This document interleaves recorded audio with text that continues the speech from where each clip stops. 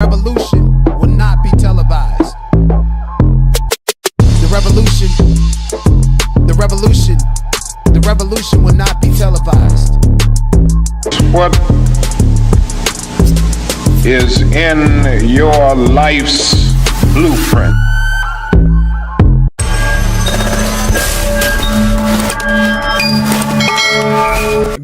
Good morning, everyone. Good afternoon, wherever you are. Please make sure you just come in here, like the video, share it out, subscribe to the channel. This video is going to be all things Karmelo Anthony, plus other things surrounding this whole race issue. The question of today is, are Black Americans done turning the other cheek? That is the question, okay? We've been living in this bubble of a nonviolent approach to everything. Police can beat us, neighborhood people, Mr. Chow can shoot our kids, and we just don't do anything about it but just walk, protest, or vandalize, or burn down property or some shit like that. So I feel like history always repeats itself. From the Supreme Court undoing the Voters' Right Act Section 2, the mapping, the midterm coming up, forced drafts are coming up, everything that's going on in Iran right now. If Israel has the balls to strike Turkey, we're into World War III. But simultaneously, are we going to be heading towards a civil war here in America? My whole thing is like, I'm all pro people, but some things are inevitable. So the question for today is, are Black Americans done turning the other cheek? Is niggas gonna grow some balls? And I'm not talking about in the case of Karmelo Anthony to stab someone and then just run away. Like, are we gonna really stand for something or fall for everything that they throw our way? Like the video, subscribe to the channel. What's up? Good morning, Taylor Indra. I greatly appreciate you for being here. Deb, I greatly appreciate you for being here. OMG, I greatly appreciate you for being here as well. I need 100% of everybody who's watching this on YouTube to like the video, okay? We took a major dip from a major copyright strike to, you know, other things that's going on, and we're building ourselves over. And a part of that is me falling back in love with covering true crime cases and true crime issues. So it's one of them live streams to where we're going to be a bit political. You know, they say race is not a factor in the Karmelo Anthony case. And I told you guys yesterday I did a whole video for 3 hours, and this is before lunch over in Collin County where the case is happening. And I knew for a fact that there would not be any Black jurors serving on that particular case, simply because the demographic makeup, and also they don't like to give brothers any Black juror. Okay, people feel like Black people are controversial and problematic on his face. And when you have a situation where there's a Black boy who looks 13, 14 years old that committed a crime, ain't nobody gonna advocate for him, but people that look like him, or that people that can understand and reason with his background and show him empathy. Many people speculate that this situation with Karmelo Anthony is just a get back. Okay, he took one of them, so they got to take one of ours. That's what people are saying from a racial lens, regardless if it's a situation of race, regardless if Karmelo Anthony had committed a crime against somebody else Black. Systemic racism is extremely very real out here in these streets, and we must not forget that. Okay, we must not forget that systemic racism is a solid body of that, a solid machine that's been going on for a very long time. Karmelo Anthony is young, and they're looking at him like, okay, well, we give you life in prison, you're a young body, and we can make a lot of money off of you doing that sweat equity, and or with the forced drafts coming up, who knows? Karmelo Anthony might actually get the sympathy card, or is it a sympathy card, to use him as the poster child to say, hey, you know, you did something extremely wrong. You're young, you're able. We got the forced drafts coming up. How about we just send you to the military? We send you to we send you to Iran. Be boots on the ground, foot soldier out there, and don't know they got some big ass mountains, and everything in Iran that's important is hidden in those mountains. As you going in territories and they just using you as a Black body out there to get bombed up, done up. And that's what's going to happen, honestly, especially given the fact that we're headed towards World War III. So this is my prediction and my conspiracy. So there's no solid proof to prove it, but we all seen what happened during COVID-19, how they use Damar Hamlin as a poster child for the athletes that, you know, could recover from COVID-19 and what's happening to him, right? They're always looking for somebody black to be used as a poster child for something. So, given the fact that yesterday the jurors and prospective jurors and even the ones that got chosen, they was looking at Karmelo saying, "We don't want you to go to prison at all, or at least serve all of this time." Well, again, I think that he's going to get the sympathy card, and they're going to use him to kind of be in opposition to, the Muhammad Ali protesting and speaking out against going to Vietnam. They need to figure out a way to get young black bodies over there in Iraq during this fourth draft with the least resistance. And Karmelo Anthony might actually just be that poster child. That's just my prediction. Honestly, that's just my prediction. Who knows? Let me know what you think. Like the video, subscribe to the channel. What's up, Dominic? Thank you so much for being here and supporting me and everything. We're going to get this show on the road and cover everything Karmelo Anthony as well as other things, like I said, in contextualizing of this. Dominic, real quick, how do you feel about there's no black jurors on Karmelo Anthony's trial? And did you suspect that this would happen? Well, I definitely expected for this to happen in the town in Collins County where it's actually taking place. I mean, 62% as opposed to the 10% of us that are there. 100%. 100% definitely expected for this to happen. I'm not surprised at all in the least bit, by the least bit. At this juncture, the only thing that we, as spectators can do is just to watch and to remain prayerful about this young man and his fate when it comes to justice in this country. So, yeah, I'm not surprised at all. And good morning to you as well. Good morning. Good morning. Thank you for popping in. We're here. It's definitely quality over quantity when it comes to these type of discussions because we need to have them before it's too late, before someone is triggered and enraged. So without further ado, let's get into some of the things that happened this morning outside of the why am I saying Colin Kaepernick? The Collins Courthouse. According to Sip Cups 2 on X.com, some guy just started blowing a horn outside the Karmelo Anthony trial.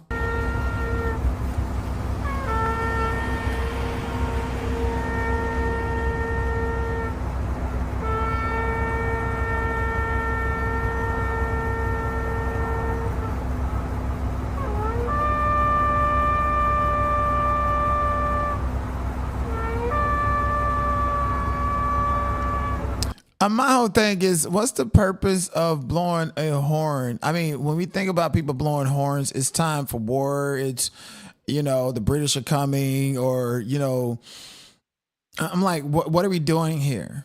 Like, is this a threat? What does this mean exactly? And then on top of that, even if it has some meaning to it, like, what's the game plan? Niggas was up in arms and hooting and hollering yesterday, and now they're a little bit humbler outside the court, given the fact that there's no black people on the jury. I feel like all of these niggas out there doing this shit, they made it worse for Karmelo. You think the judge and the police inside the court wasn't reporting to the judge what was happening outside? Those prospective jurors, I don't know if they're coming through a secret tunnel to get into the courthouse. You think they don't know what's going on in their neighborhood and they're not concerned? I feel like they made it worse for Karmelo Anthony. And history always repeats itself, especially with black people living under this nonviolent approach. Like, the white people, they're not going to lose any sleep because you're mad and because you're up hooping and hollering and protesting when, we have no political power and we have no power, no representation on the trial fact in this Karmelo Anthony case. I just don't fully understand that. Another post, Karmelo supporter appears to have been removed due to dress code violation. I would ask, but they won't talk to me. So says this white gentleman. And this is somebody who has on an armor fatigue, look like a dress with some sneakers. I mean, are you supposed to come business attire, or are they just picking and plucking out anybody and saying, hey, get out of this courthouse or whatever? What is the dress code? I mean, women wear dresses all the time. I feel like she was targeted, honestly. I mean, if I was on trial, I wouldn't wear no outfit like what she has on. But if I'm just a perspective, if I'm just going there to watch the case, then that's what it is. I guess because the dress is above her kneecaps, she got kicked out. So I don't know, but it looks like they're gonna want to kick out any and all black people anyways. Ain't none on the jury. So another update, Karmelo Anthony trial update. There are far more people here this morning. The doors aren't even open yet, and there's already a line spanning the front of the courthouse. The public is much more evenly split between Austin supporters and Karmelo supporters. Like, why does it have to be Austin supporters and Karmelo supporters? What happens to just anybody that are just, they're just interested in true crime case? I hate the fact that anybody white that shows up there just to do a job as a reporter, they're going to be classified as a Karmelo supporter or not. This is that pick a side shit going on. And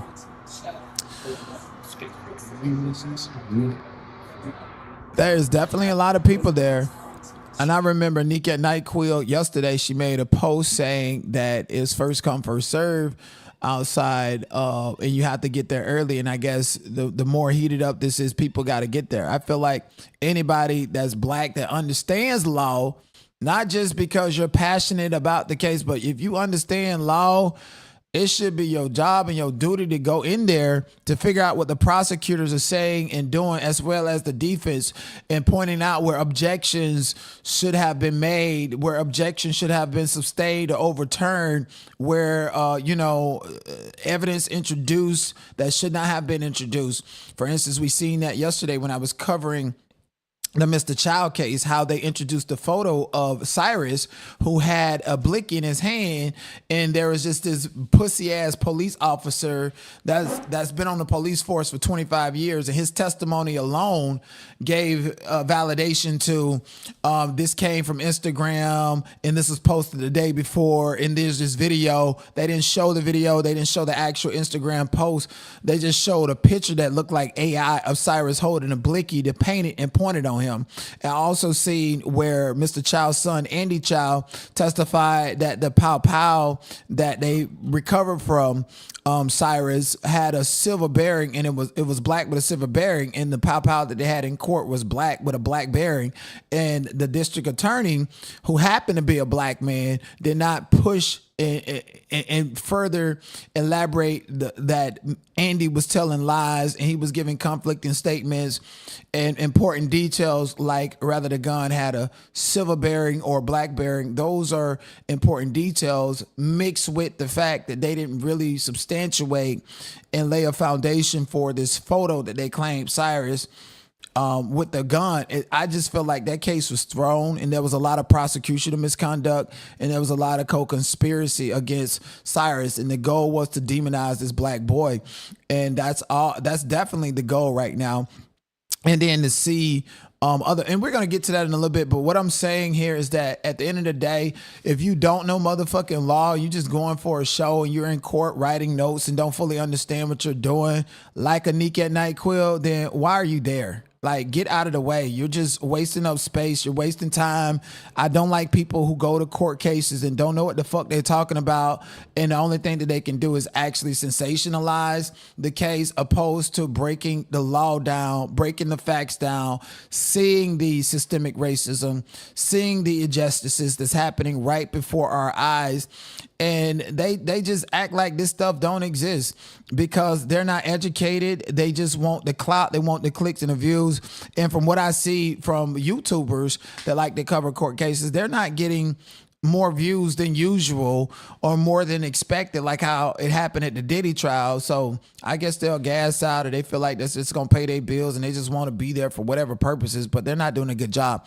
Another update, RLD's Russell Scott is live outside the Collin Courthouse as opening statements get underway this morning in the high-profile Karmelo Anthony unalivement trial. 1 year after the fatal stabbing at the Frisco track meet, the case that has been gripping North Texas. Let me play this and let me get into what we should hear, expect in the rules and regulations dealing with opening statements. The trial is attracting attention from all over the country. There are reporters here from LA Times, New York Times, Court TV's here, CNN is here, and all of the local media are here. I'm told 200 media outlets Wow. applied for credentials, but there are only 8 seats available inside the courtroom behind me. The trial gets underway at 9 o'clock this morning. We'll be following all of the details for you on News Radio 1080. Oh, we good. That was just some promo shit. So, as I said yesterday, I really don't want Karmelo Anthony to be found guilty. But because I have a sound mind when it comes to law and I understand how this stuff goes, I'm really looking forward to the defense introducing new evidence or in their opening statement, because see, the opening statements basically summarizes all of the evidence that they're going to present throughout the trial. It's going to summarize the evidence from the witness standpoint, from the defense, like the actual defense theory, the witnesses they plan on calling, and or just every piece of evidence that you can get into the case. So this opening statement from the defense, I'm really, really, really looking forward to hearing, because it will give me an idea about what type of evidence in the full scope of the defense that will be presented for the next week and a half of this trial. Did you want to say anything, Dominique? And I also want to say that there's some lies being told in public record about Karmelo Anthony that contradicts the police report. And I have to correct that from yesterday. But do you guys understand what opening statement is and how important it is? Let me know in the comment section below on YouTube. And if somebody had anything to say on Clubhouse, go ahead and raise your hand, come up to the stage, or say it, or we're just going to move forward with the content that we have before us. I'm going on mute.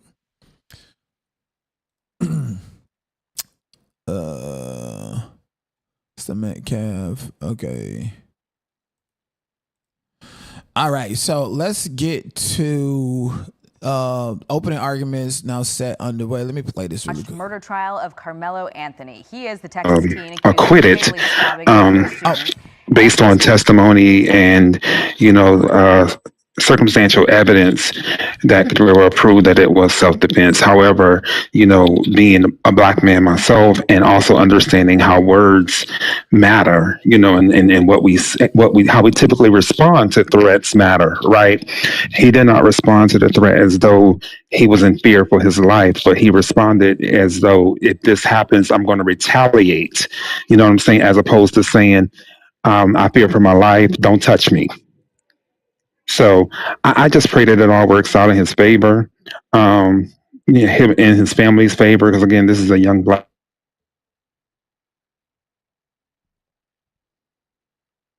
I don't know if that's my device or yours, Dominique, but you're cutting out. Let me know if you guys can hear Dominique fully in the chat, or is he cutting out?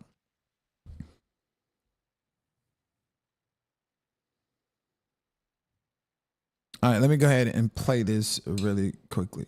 You guys can hear me? Can you guys hear Dominique, or did he cut out? I'm sorry. I hate production flaws and mistakes. Let me play this. Track meet last year. Brooke Taylor.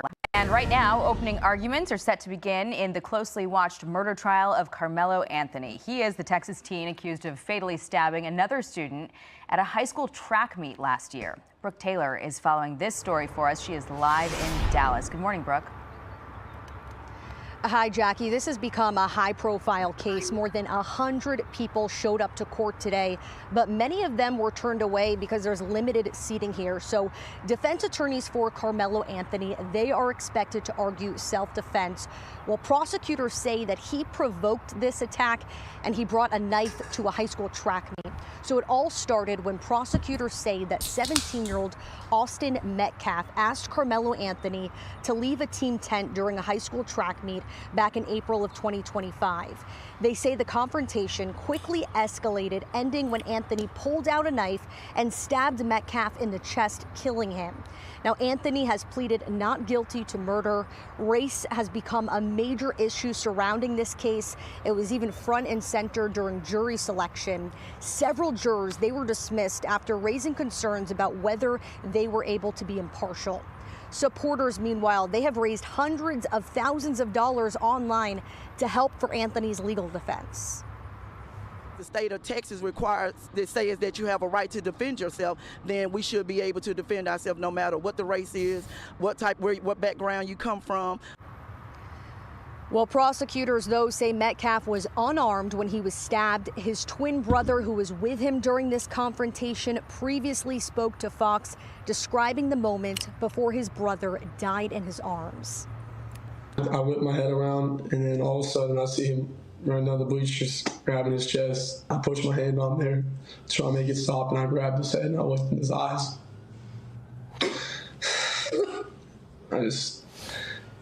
I just saw his soul leave, and it took my soul too. And a judge initially set Anthony's bond to $1 million, but slashed that just to $250,000. He has been on house arrest awaiting trial. Jackie. My whole thing is, I feel like, and this is me, like, I guess being I don't want to say the devil's advocate, no pun intended, but people really did not pour into Austin Metcalf's mother's pain, because Karmelo Anthony mothers came out and gave this speech, and she was very emotional, and it definitely triggered black mothers. But what about white mothers who empathize with her, right? I know black people, we are very emotional a lot, and because we have the tendency to be a bit more emotional, sometimes we can minimize the emotional impact that white people have, because they're trained completely different from the patriotic system opposed to the matriotic system that the black community lives in, right? So I just want to highlight that two mothers in this situation, both of their sons are lost in a sense, okay? One of them has a son that's gone and that will never opportunity, the ideology of him having kids and going off to college, that is Austin Metcalf, that is lost and that is gone in the physical world completely. Even in the spiritual world, he's no longer here. I'm pretty sure he transitioned over. And then on the flip side, a lot of people don't understand that when you have a child that's in the court of law, no matter if it's a felony or misdemeanor, it's always, it's like a form of grieving, because that child also is not there in the physical and is going to miss out on time, places, opportunity to procreate, and a lot of times is going to pass. Birthdays are going to be missed. People are going to more than likely pass away while they're incarcerated. That causes significant pain as well. So I don't think the general public understands that both of these mothers are grieving, and both of them have in a way lost their child. Even if Karmelo Anthony is found not guilty, he's going to be ostracized publicly.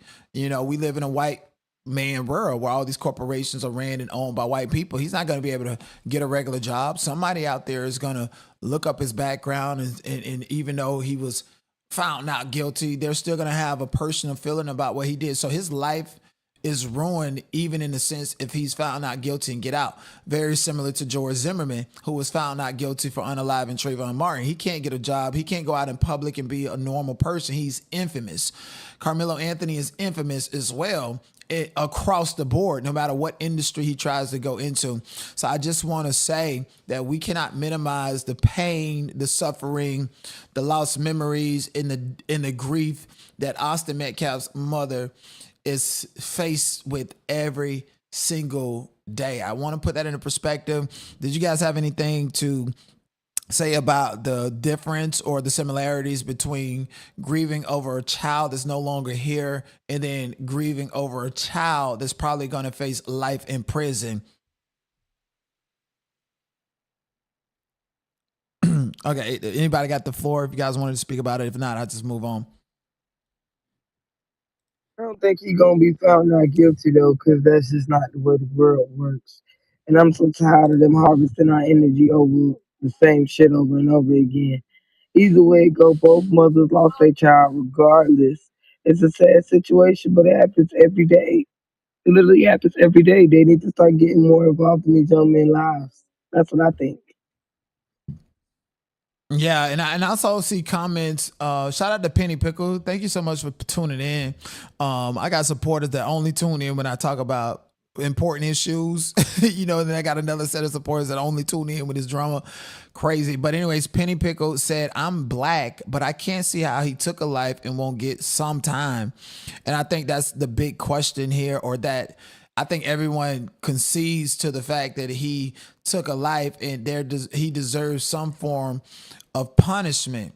And I think the worst thing that his mother could have done was bailed him out instead of letting him sit there for a year or whatever so that he could get the public sympathy of being a kid that spent a year and a half, 2 years in jail. And maybe he could have gotten, a verdict that reflects that, okay, yeah, he did this. I think he served enough time, 2 years in jail. Is that enough? So that basically would have played a role in whether he's guilty or not. The fact that he was able to go out and still be with his family and only spend a couple of days in jail, that weighs against you, like that totally weighs against you. Motherfuckers don't know, like you go to jail for a misdemeanor or a petty felony and you understand the law. You understand that even if you're found guilty for this case, they're going to sentence you to 30 days or 60 days. And then if you spent 30 days or 60 days already in jail and the prosecutor is like, it's time to take this to trial, they're going to look at how expensive this is going to be opposed to, hey, he's already been in jail this whole time. Do we really want to put this strike on his record and spend all his money doing it? Or do we just want to drop this case because we already got the time? And no matter what happens during this trial, this person is going home anyways. That's a psychological thing that plays effect. But at the same time, everybody is not educated about the judiciary like me. So again, there's a situation right now with a young man called the DL Whisperer. He's locked up and he did not take probation. He's been locked up for months. And by the time he go to trial, I feel like they're just going to throw the case out because he's served time. But that's neither here nor there. We'll cover that later. I want to correct something that I said yesterday. So I've been looking at these public sites when it comes to Karmelo Anthony, his San Fernando high school record, and basically, you know how they create these sites where these high school and college athletes are recruited to play. They are publicly saying that Karmelo Anthony is 5'11" and 160 pounds. Multiple sites are saying that, and these are recruitment sites for athletes, and they have to be spot on about the height, about the weight, because that is very, very important, such as how fast they run in the 40-yard dash. If he runs a 4.7, you can't put a 4.5 because this is important information. His highlights is important, etc. So height and weight is very, very important when it comes to athleticism. And so they publicly in these sites have been referring to him as somebody that's 5'11", 160, which is just 1 inch shorter than Austin Metcalf. However, the police report says that he's 5'9" and 130 pounds. And I also heard Queen Sheba Darling, who's there on site, said she's seen him and said that he's about 5'8" or 5'9". So I feel like this whole time, these athletic sites, and whenever you Google Karmelo Anthony's name, these sites come up and you see the height and the weight, and it puts in the public mindset that this is not a small, short kid that's so timid, because if he was, then maybe I'll sympathize with him, with these two big ass meathead white boys, Austin and Hunter, the twins that go around the school thinking that they run shit. So I think that it is very problematic for the official police report, which is what is actually going to be used in the trial and important for this case, says that he's 5'9" and 130 in public records, such as the athletic recruitment site says that he's 5'11" and 160. That is, to be honest with you, kind of like a psyop. That's psychological warfare, because yesterday my opinion was like, hey, he's not so timid. He didn't have to do that. And now that I'm looking at this arrest report, I'm like, well, maybe he was definitely overpowered. And now I'm back to, I want to see, did Hunter actually jump in and help his brother, and his brother got stabbed because they was beating him up, and he's small. He was overpowered. That's very different than looking at a 5'11", 165-pound athlete versus somebody that's just a foot taller. So does that change your perspective with the height and size difference now that we finally actually see the police report, which is also public record, that basically says that he is a lot smaller than Austin and Hunter Metcalf? I'm going to go on mute. Yeah, but even with speculation, we already knew that he was much smaller because I believe on yesterday it was said that he was 5'11", 162, which is still smaller than Austin and the other Metcalf brother. Um, so regardless of whether or not he's 5'8", 5'7", he's still smaller than those two. Henceforth, the reason why he resorted to the measures, those unfortunate measures that he resorted to, as far as puncturing the guy in his chest or heart, wherever area, with a sharp object. I'm just going to say sharp object because there's speculation that it was a track spike, and then there are other people who are saying it was a knife. So I'm just going to say a sharp object and land there. Well, I do want to say I did, in fact, hear multiple people from inside the courthouse say that the defense during jury selection has already stated and has been making a point that it was a small knife under 5 inches and tried to minimize it and say that it's not a crime to carry this small knife. And my whole thing is reasonable minds have the right to infer, and reasonable minds inferring with each other have to come up with this theory called, do I believe there's reasonable doubt in this case? It's going to boil down to the fact that although it's legal to carry these pocket knives in the state of Texas, what's the purpose of having a high schooler carry a pocket knife to a school function? And me hearing that, I'm not even a parent, but I'm already like, when I have kids, my kids are not going to public school, because if they say he's not guilty and they don't find a problem with him carrying a pocket knife to school, then I feel like all of our kids are in danger to a degree. Like, I don't want my kids around nobody where they feel like they can carry a motherfucking pocket knife to school. Leave that shit in your goddamn car. Leave it at home. Go hunt. Like, we all know that these white boys that hunt and that go fishing, and they got these pocket knives. They got these knives to cut the lobster and cut the fishing string. And they got these guns to go hunting hogs and shit. So though it's legal to carry guns in Texas and pocket knives, there's a time and a place. In school or something connected to a school function is not the time and the place to carry this knife with you.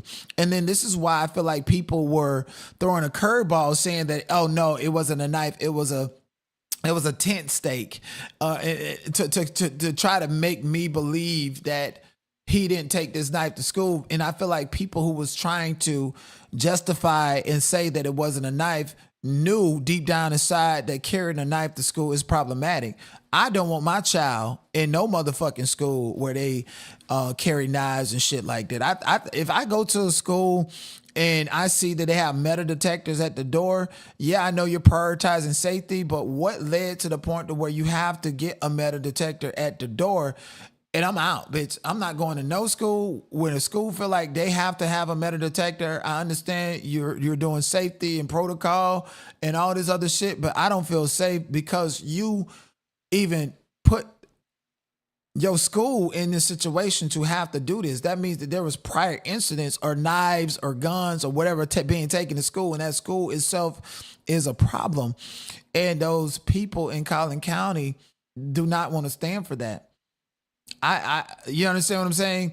So at the end of the day, I think to start, why do you have a fucking knife with you? Did you forget that it was in your backpack? Did you not know it was there? And unfortunately, Karmelo Anthony cannot say that simply because he told Austin Metcalf, touch me and see what happens, as he opened his backpack. He knew it was there. It wasn't like he just randomly stumbled upon it because he forgot it was there from a hunting trip or whatever event that he had going on prior to going to that track meet. Does that make sense to you? That makes a lot of sense, Denai.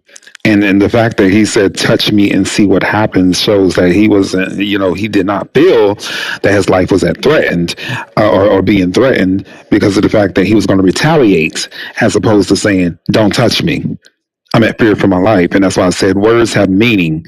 So hopefully, and again, I keep reiterating this. I hope that the defense attorney is actually able to prove his innocence, prove that it was self-defense, prove that there was reasonable doubt in order for for this young man to go free.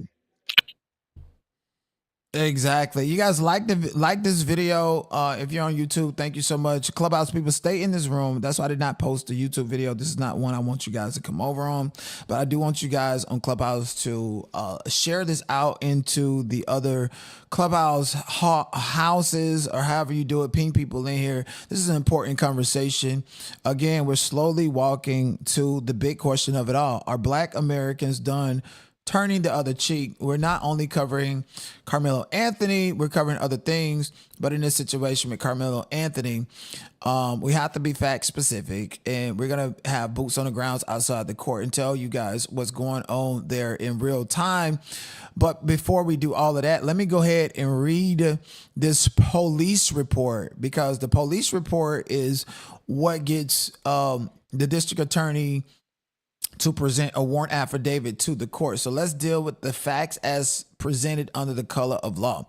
All right, on April the 2nd, 2025 at 5:04, this police report was taken. On April the 2nd, 2025 at 10:01 hours, I, Stanley School Resource Officer E. Cortez, heard over the radio dispatch call out a stabbing call at David Lucrendale Stadium. FPD call notes indicates that an athlete was stabbed. The suspect was reported as a black male wearing a gray hoodie and blue sweatpants. So he's at a track meet wearing a gray hoodie and blue sweatpants, which means that he was not dressed out to compete with his team. So was he there to run the race, or why was you dressed like this if this is a track meet? You're not going to run in a gray hoodie and blue sweatpants. So I'm going to put a pin in that thought as I continue to read this police report. This person says, I immediately left my office and ran across the Stanley Middle School parking lot towards the southwest entrance into the stadium. As I entered the stadium, 2 high school age students informed me that the victim was on the north end of the stadium by the bleachers under Memorial High School tent. Next, I proceeded towards the north end of the stadium on foot. As I got closer to the north end, I could see the Memorial High School tent with multiple individuals on the tent. Once I arrived onto the north side bleachers, an adult male who was on the track pointed out under the tent. Once I arrived on the north bleachers, who was pointed out the suspect. I was not able to identify that witness. The individual that was pointing out to me was a black male wearing a gray hoodie, sweater, and dark colored Nike pants. The suspect at this point was on the track of the north end. There was a chain link fence that separated me from the suspect. I gave the suspect instructions to keep his hands in the air. During this time, the suspect said verbally out loud, I was protecting myself. It should be noted that I had not questioned him about the incident when he made that comment. I asked him if he had any weapons, and he said no. I patted him down for weapons while we were walking along the fence, and I did not locate any of his person. I instructed the male to continue walking along the fence, which he complied, towards an area where there was an opening in the fence that led off the track. While walking off the track, the suspect said he put his hands on me. I then detained the suspect in handcuffs and had him sit down on the ground. Officer Ariki had arrived on scene at the time. I conducted another pat down of this person and then searched this person. After he gave me consent, no weapons were located. While the suspect sat on the ground, I advised that I had the alleged suspect. The suspect then responded and says, I'm not alleged, I did it. Next, Officer Riki and I walked the suspect to patrol vehicle number 2412, which was on the northeast.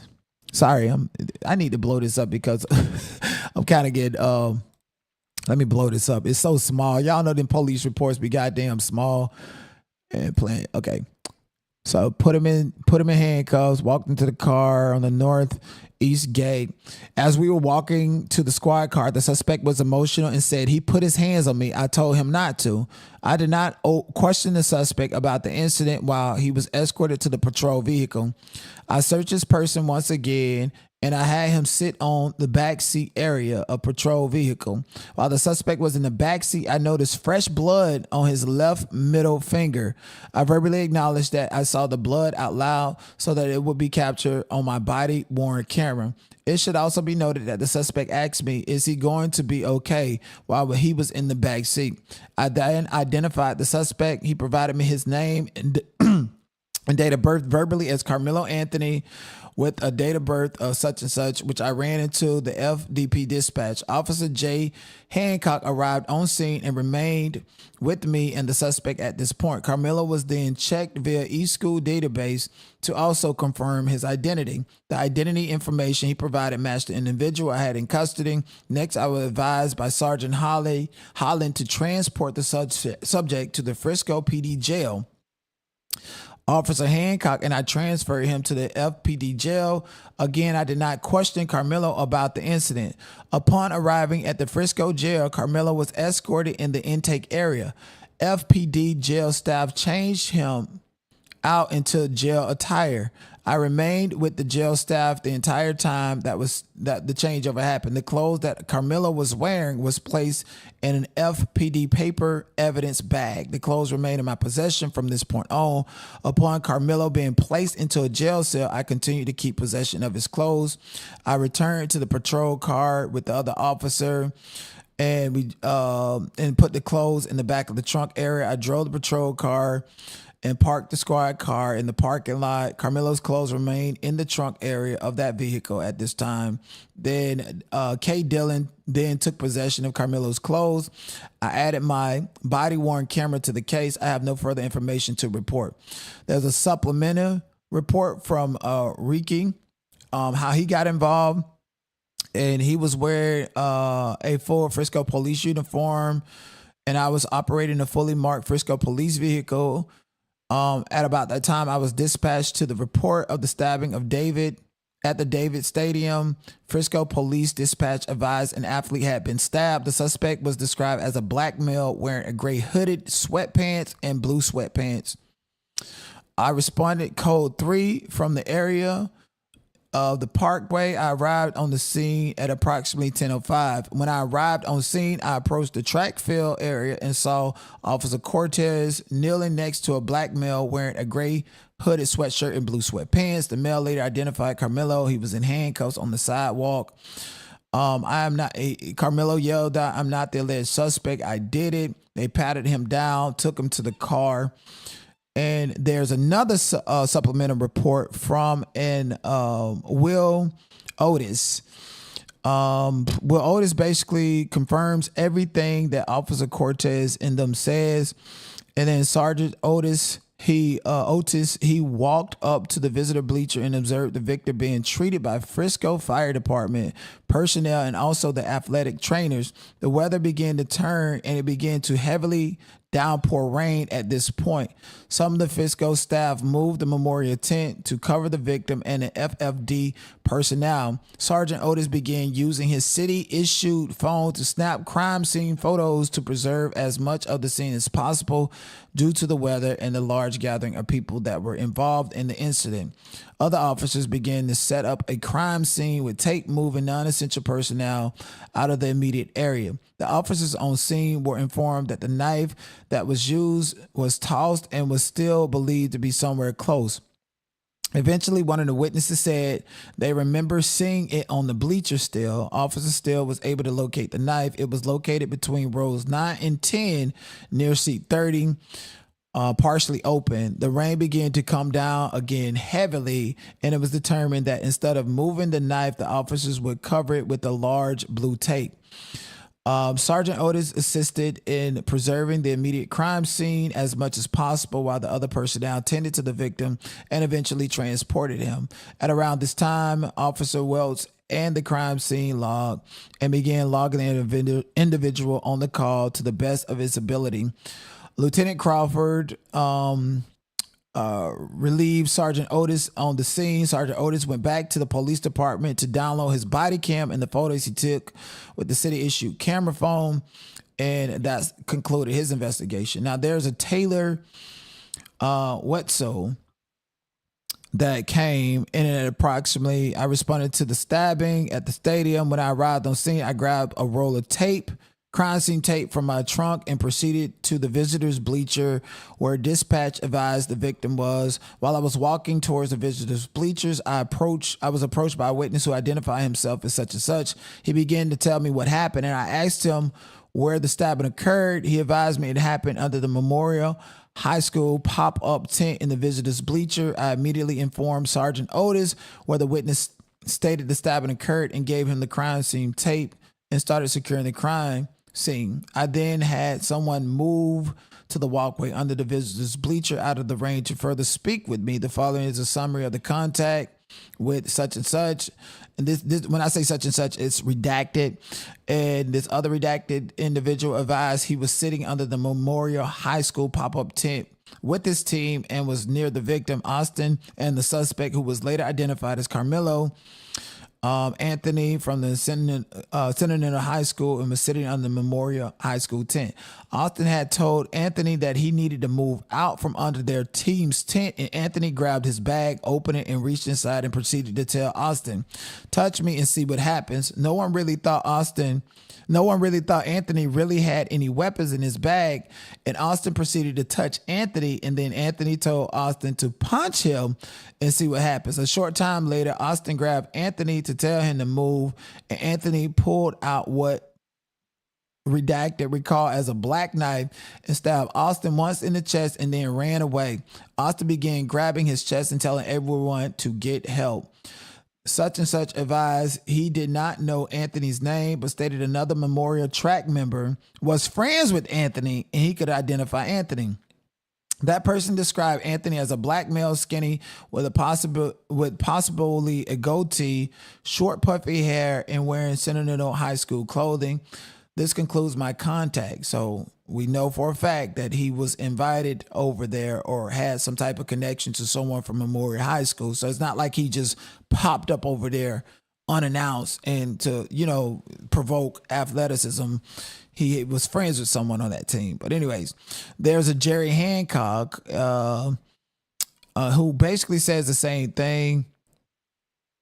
Karmelo to the Frisco. This is the officer that put him in a holding cell. Then an Alvin Fisher, he went to the state. The note stated an athlete had been stabbed in the chest, was unconscious and not breathing. He arrived on the crime scene. I was already marked off and a suspect was in custody. I began asking people if they were witness to anything. I made contact with Hunter Metcalf and then this other person and someone else. They were both breathing heavily and crying due to the nature of the events. They were with coaches on the field and it was pouring down rain. We made the decision to relocate to a locker room just to the east to get out of the rain. Once in there, things calmed a little bit. However, they were still historical and could not really talk in there. I learned Hunter was the brother of the victim.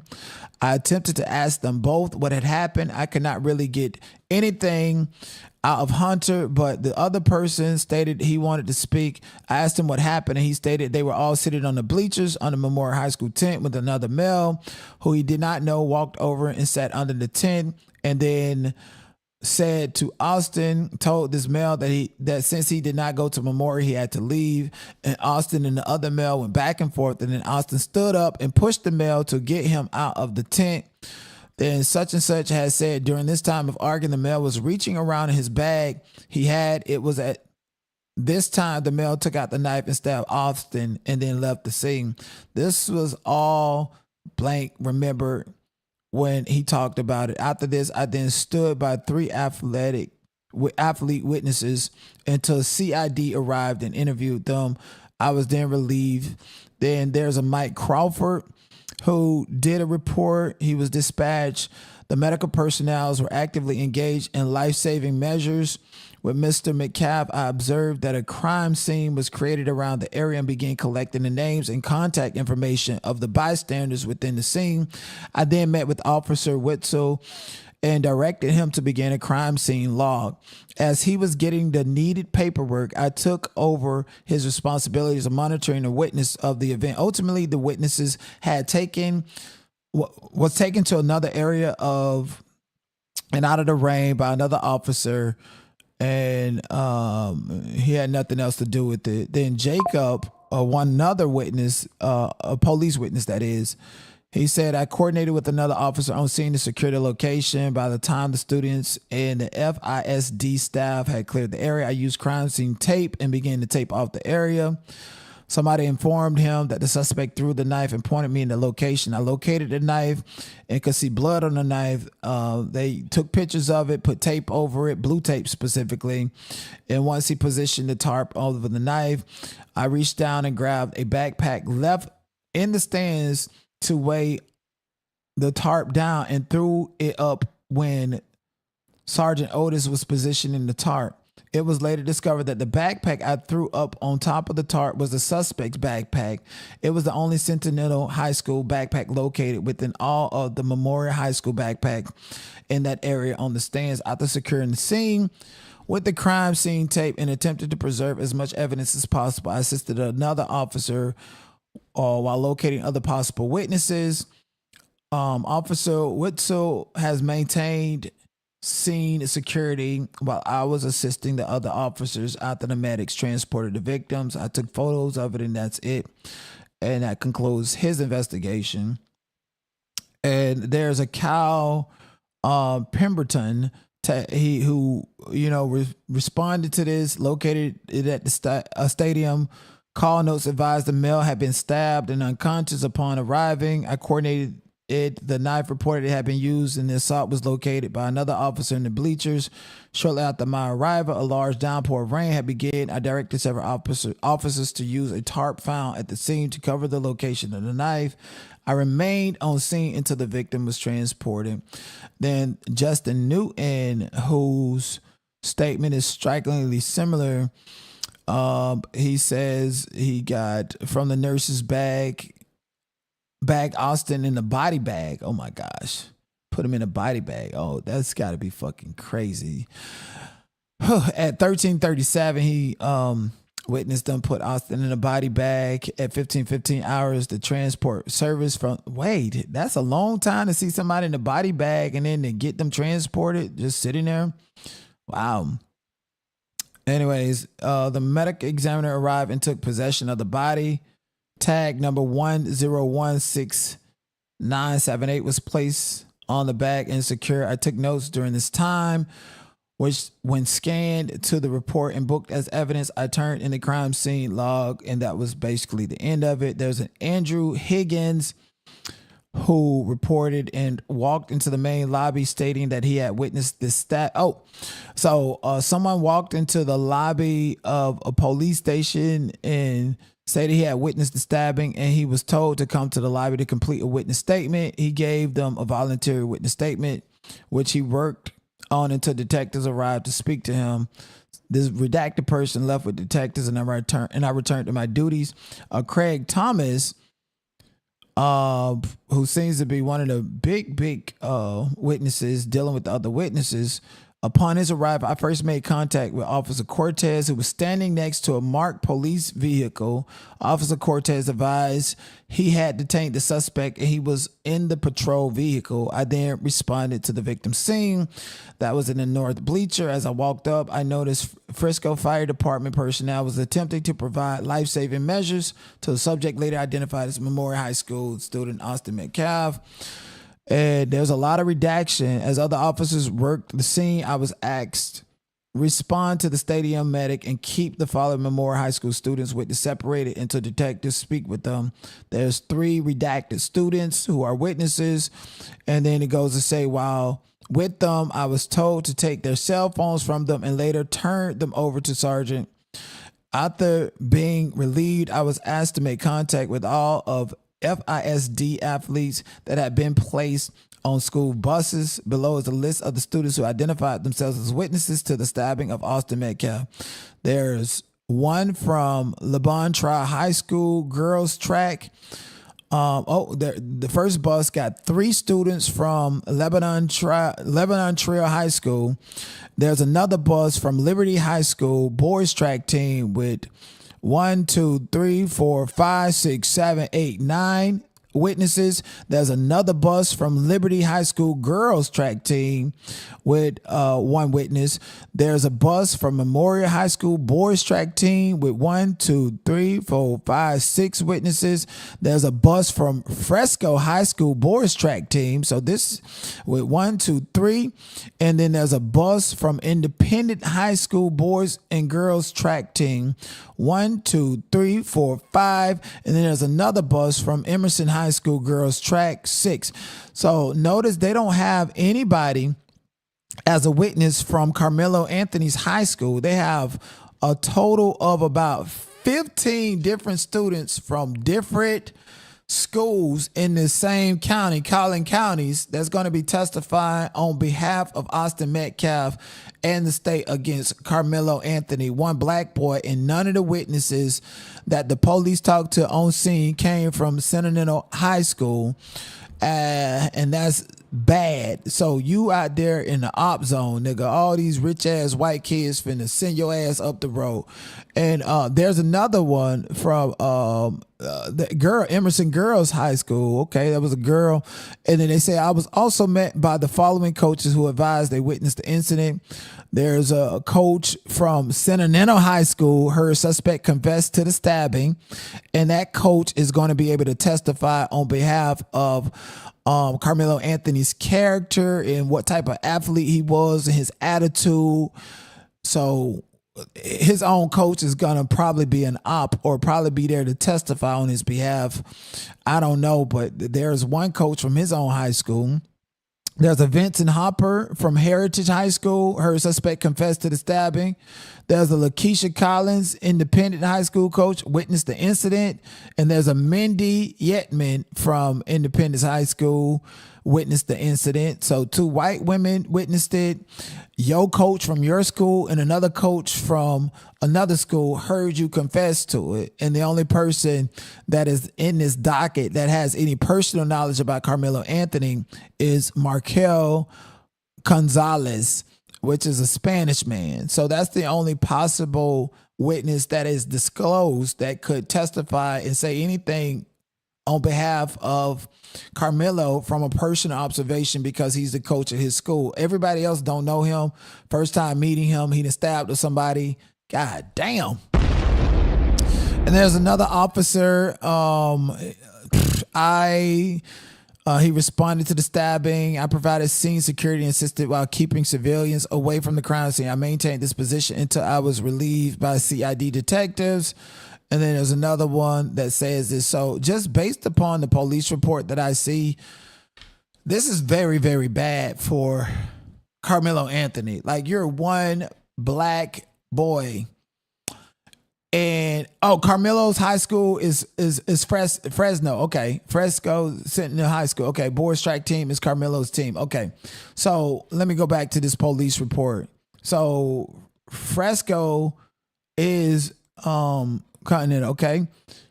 Oh, Centennial. Fresco is Centennial. So Frisco or Fresco? So Frisco High School boys track team, 1, 2, 3. There's 3 boys on his bus or on his team that witnessed it and are going to be able to testify. So that's 3 people that can testify to Karmelo Anthony's behavior as a former athlete on the same team and as a student from the same school plus a coach. Okay, so that's definitely important, but hopefully, I mean, I don't know what they're gonna say.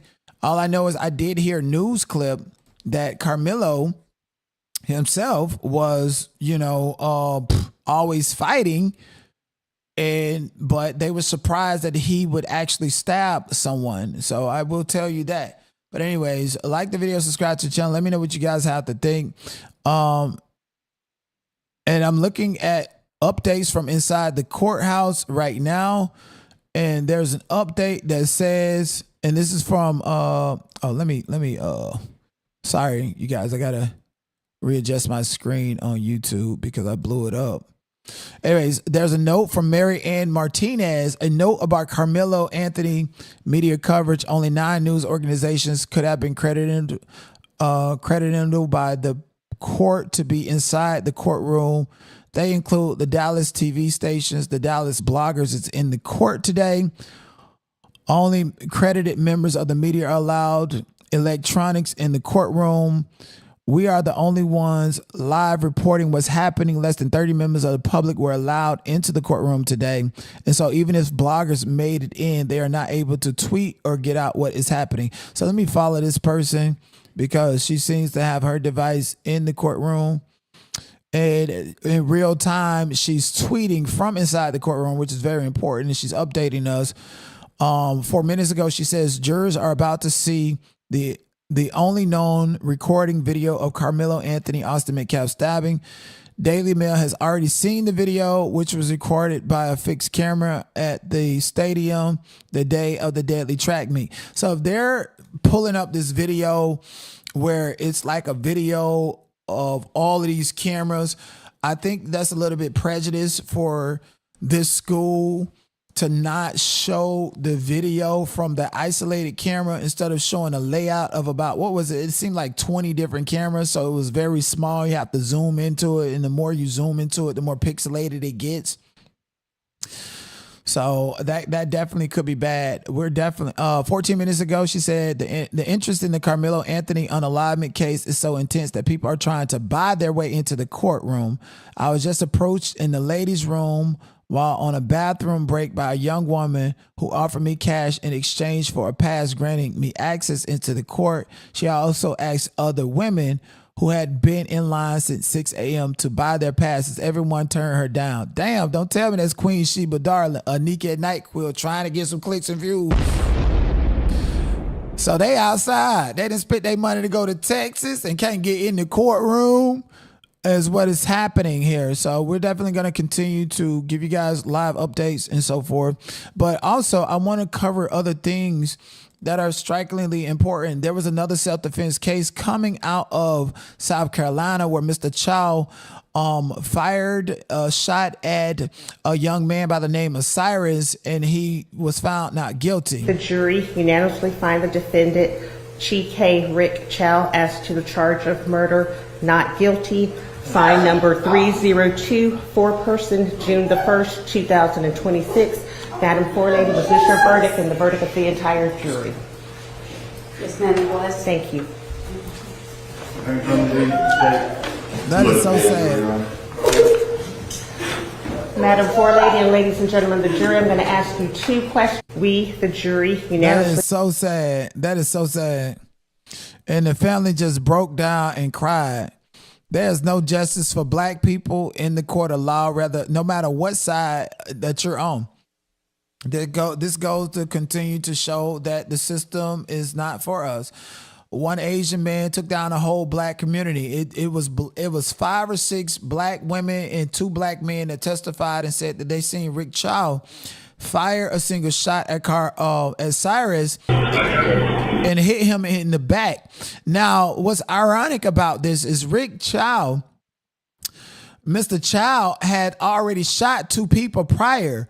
He shot a black woman who stole some peanuts and some motherfucking Pepsi, and he went out and shot 6 rounds inside of a car, and he did not get any charges pressed against him because it was considered self-defense. So they can go out and shoot up your car while you're trying to get away, and then when Cyrus is running away, you can shoot him and get away with it. Rick Chow also shot a black man that stole some toilet cleaning supply. The black man was arrested for the theft, and Rick Chow got away with it. So this is Rick Chow's 3rd time getting away with a crime against somebody black. This is very problematic for these Asian people to come into our black neighborhoods, to police us, gun us down, and for us to do business with them. We need to stop doing business with them, period. Okay, go to the Facebook marketplace and buy your crab legs from somebody who's cooking out their motherfucking kitchen or somebody food truck. Go and do business with black people. That's the Lash Tech, the nail salons. Stop buying Chinese hair and all this other shit, because guess what? They're laughing at us. Black people, we have the biggest dollar as far as a consumer in America. Annually, we spend the most money while we don't own anything. And that is strategically done. Okay. This is why it's problematic for this affirmative action and DEI, because it allowed people like Mr. Chow to come in and take government bonds, loans, and shit to buy up gas stations and serve up gas and products out of a store to your neighborhood. And while you enrich him, your money is leaving your neighborhood, going into his bank account, going out into mainstream society. We need to get back to the point of 1920 Black Wall Street. Even after the bombing of Black Wall Street, way up in 1943, the black dollar was the strongest in the country. If black people continue to do business with each other and not took our money out to mainstream society, went across the tracks simply because, oh, these people got it in bulk and I can buy it a little bit cheaper. That was a trick to take your black dollar out of your motherfucking community. And now the Asian people are doing a fantastic job doing it. And I don't mean to like say that like from a rate. Actually, I do mean to say it from a racial lens. We have no economic power. We have no political power. We have no representation in the courtroom. Now, I spent a lot of time, like 4.5 hours, watching the case and what happened in this trial. The prosecutor's office did a great job botching this case. They threw the case on purpose. For instance, when Andy Chow testified, the prosecutor, who happens to be a black man, asked Andy Chow about the blicky that was recovered that allegedly belonged to Cyrus. And not only is it allegedly belonging to Cyrus, they say it's a fact it belongs to him, because the prosecutor and a defense attorney conceded that Cyrus had a weapon. So when they asked Andy Chow about the weapon, Andy Chow said it was a black weapon with a silver bearing. And I seen the prosecutor have the blicky with him, and he was going to get ready and present it to Andy Chow. He said, "Are you sure it had a silver bearing?" And Andy Chow said yes. And then he did not present him with the blicky, nor did he show it to the jury, because the blicky had a black bearing. Andy Chow stood up there and lied like a sociopath and painted a narrative like he was a victim and like Cyrus actually had a blicky. And to further prove that this was systemic injustice done by black people working for this system of white supremacy against this 14-year-old child, there was a lieutenant or an investigator that worked with the local police department that's fucking African, that got up there and lied on Cyrus by saying that he had observed an Instagram post posted the day before with Cyrus holding the blicky. Nobody don't know nothing about that, and the only person who could recant or deny these claims that he had a blicky and posted up with a blicky is Cyrus, and he's no longer here. So they said he posted on Instagram a firearm, and this is the picture from it. I didn't see no metadata, no timestamp, no extraction. And usually when you're thinking about social media posts, we've seen how to do this when we observed the court case in Michigan with Jarvis Butts, how they looked at his private Instagram account, how they looked at Naziah Harris' private Instagram account. Even in the YM Melly case, how they was bringing up Instagram messages. You have to confirm that this is legit and legitimately coming from Instagram using the metadata. You got to subpoena Instagram. You got to bring up the coded information, or at least take a screenshot from Instagram. Like, this is on Instagram, and I see it. It's got 8.8K likes, 1.6K comments, 526, reshares and reply, all of this stuff. This is like, if I want to say this is a piece of evidence from Instagram, I would have to take a screenshot of this and then say, this is a screenshot from Instagram, and this is a video from Instagram. This is Exhibit 1A. And then, because we're still dealing with Exhibit 1, which is this content, Exhibit 1B would be the actual video from the Instagram post that was established in Exhibit 1A. I literally seen them take a photo that looked like AI, that had no metadata affiliated with it at all, and say this was Cyrus and what he posted on Instagram the day before. The only thing that they had to go on was word of mouth from this so-called investigator who's African and who did a great job demonizing this boy. And it was not legit. They botched this case. And then Cyrus's family is sitting next to Action News Network, which is owned and operated by Al Sharpton. Al Sharpton sold out Barack Obama for Comcast. Al Sharpton sold out Barack Obama for Sony, as well as Michael Jackson for Sony, while playing in his face on the float. Al Sharpton told black people to boycott Target while walking into Costco and leading them down this aisle, and ain't bought nail membership for nail nigga. I don't trust anything that Al Sharpton is behind. It's all a conspiracy. This case was thrown intentionally, and the purpose of this case was to demonize our black youth. And this is all a part of a bigger agenda, because the demonization of our black youth is going to lead to our black youth being forced drafted into military come December to go to Iran, where the mountains are tall, and use our black youth as foot soldiers and guinea pigs and test dummies to go out there and get fucking killed. Why you think ain't no foot soldiers in Iran right now? All that shit is in the mountains.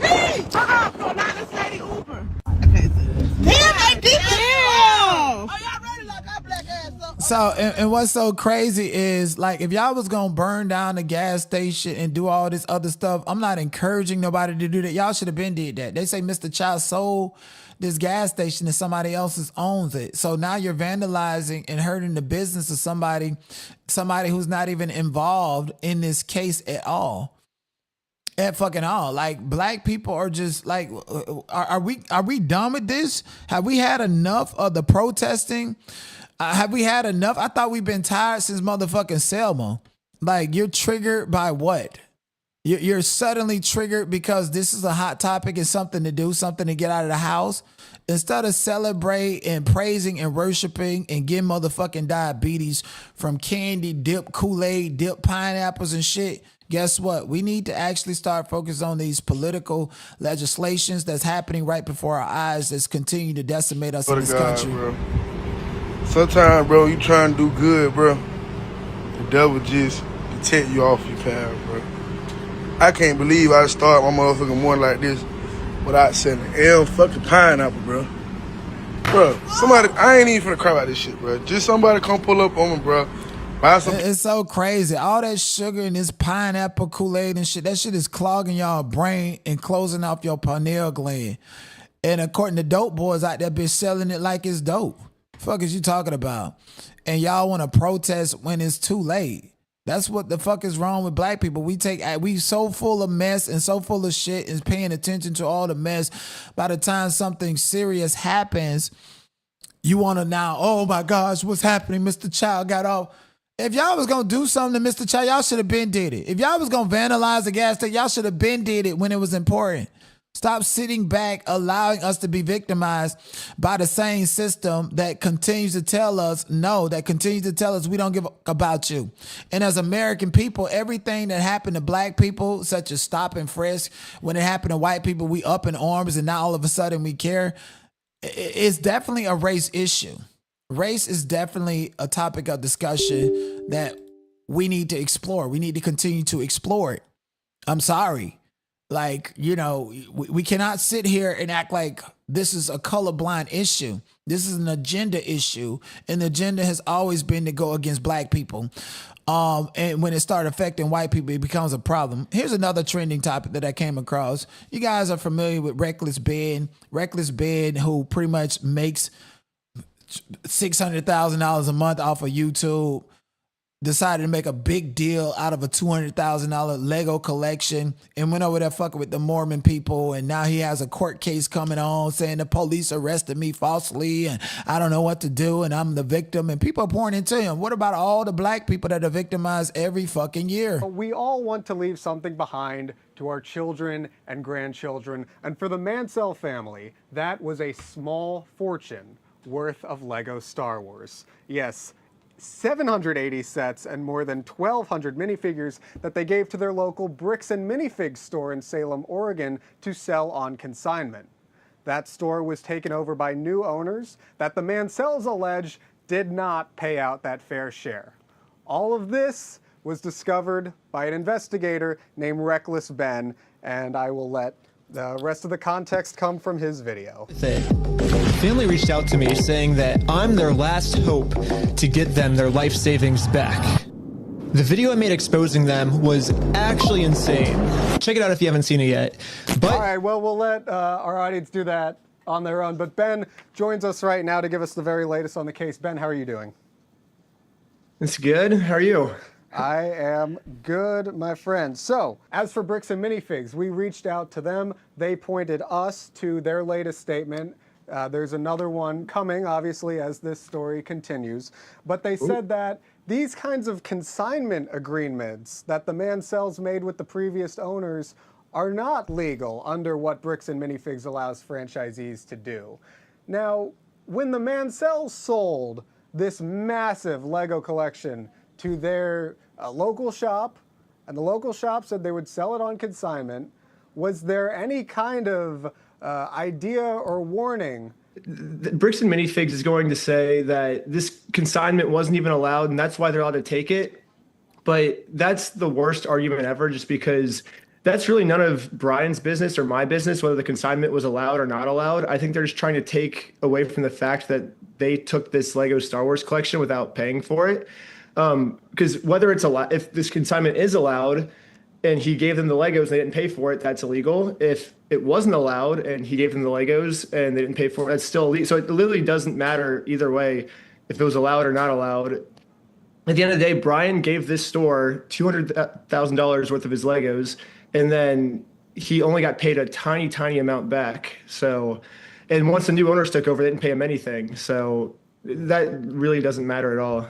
As things get crazy between you and the American Fork Police Department and Bricks and Minifigs, we are wondering about Brian now that he's been made whole. What are the words that he is saying? He is beyond grateful right now. It's crazy because he's been doing this for 2 years, and he's done everything in his power to try and get either the Legos back or reimbursed or even just answers. And after about a year and a half of this, like before he contacted me, he was just completely given up. He had to resort to, he would constantly be having anxiety attacks, going to the hospital. He had to get put on medication, and he was just given up at this point. And then now that all this has happened, I think he finally just accepted the reality that he lost. But now that this is all happening, it's like no one ever pictured that well, we all thought oh, we'll get some audience support and maybe we can get some of the money back, but we never thought it was gonna go this crazy. We're gonna get it back plus more for lawyers' fees. So it's just been crazy. Why are you crying? I'm totally done with this situation, Reckless Bed. I'm sorry. You crying about Legos, crying about a civil issue. White folks done came up. You done got $350,000 for some $200,000 Legos. Okay, cool. Get on up out of here. All right. I'm cool on that. Yep, I'm totally cool on it. Like the video, subscribe to the channel. Let me know what you guys think in the comment section below. Also, I want to double back on this situation with Mr. Chow unaliving Cyrus, shooting him from the back and claiming self-defense. I mean, even in the state of South Carolina, any state, you can't claim that you're in imminent danger if you're running somebody down. This definitely reminds me of that Tupac song about the young girl. What was she, 15 years old? Latasha from South Los Angeles, who was inside a bodega and an Asian man accused her of stealing, and she whooped his goddamn ass, and he got mad and shot her in the back of the head. And people in LA was like, we had enough of this, and they was tired and they was through and outraged, and stuff just was rolling down the hill. And then when Rodney, when the LA riots happened, people think that happened because of Rodney King, but racial tensions was already high. Rodney King was a crackhead who sold niggas out and said, can we all just get along? Fuck no. You notice how they don't do that shit in the West Coast. It's always this East Coast shit. I mean, Texas is in the West Coast. So Mr. Chow unaliving Cyrus and getting away with it. You know, they're trying to make this Karmelo Anthony situation about race when in actuality it's just about a juvenile delinquent who was not held accountable for his crimes that he probably committed because his parents protected him, did not go to no therapy, mental health treatment, and got a brand new car. in the middle of being bonded out for an unalivement case. Like, how privileged can you get?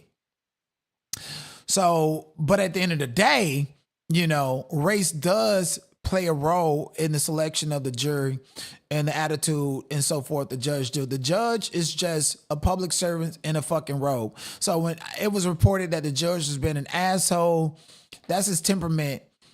And that should tell you where his mind is and how he's going to treat Karmelo. His temperament is, I'm an asshole straight up from the start and throughout this, while the prosecutor is playing the nice guy, the judge is playing the bad guy. That's all just a show. Okay, they went to lunch together and the judge was like, I'm gonna be hardcore and I'm gonna be stern and I need you to go and be nice because when we hang this Negro, we got him good, okay? Texas, all these sundown towns, we already know Karmelo Anthony is fucking done out here in these streets. Let's be clear.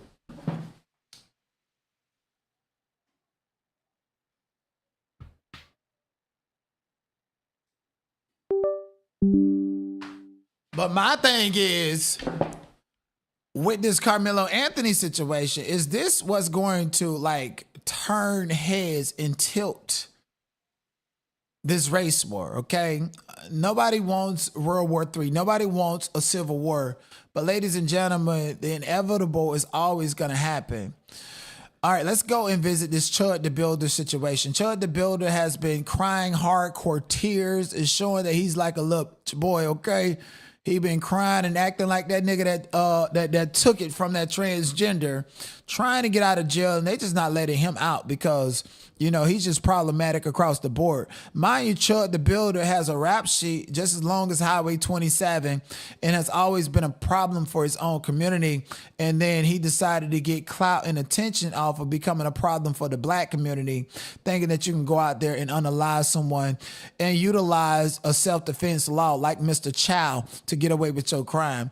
Again, you know, the wheels of justice is slow. Chud the Builder continues to come back and forth to court every single day. I'm pretty sure them white racist KKK conservatives are paying for his lawyers and they're just taking all the money to bring him out here. Now, Alex Rosen took the stand for Chud the Builder. And let's hear what he had to say because mind you, Alex Rosen was the very first Chud the Builder where they feel like they can come online and say and do all these things under the color of freedom of speech.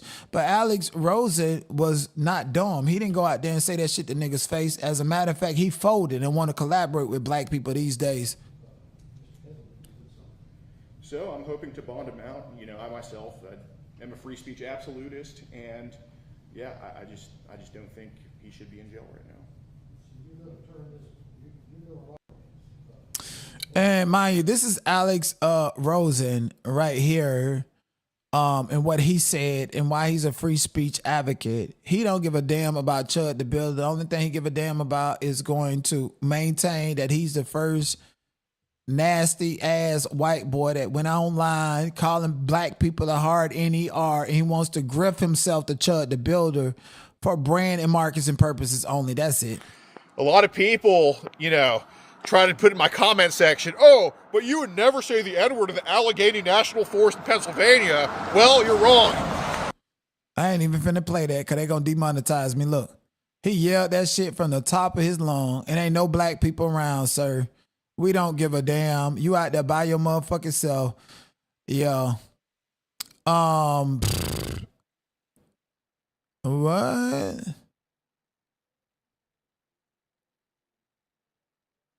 And here's he harassing ICE.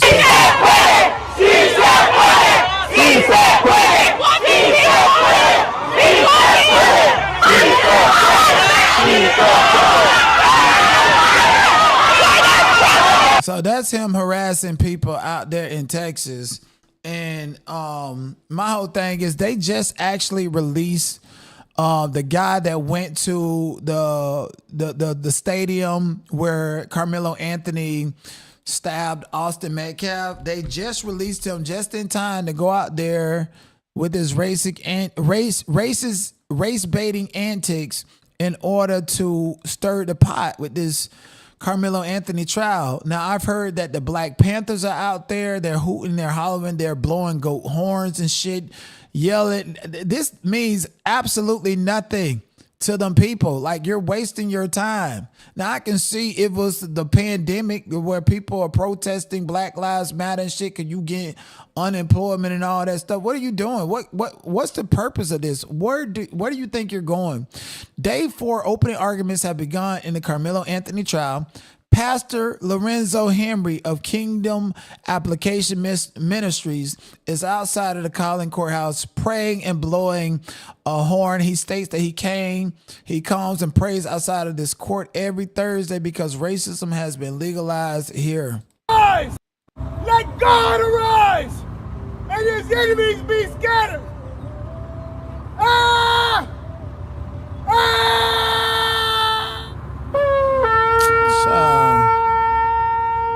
Let God arise and his enemies be scattered. Amen and amen and amen. Oh, I must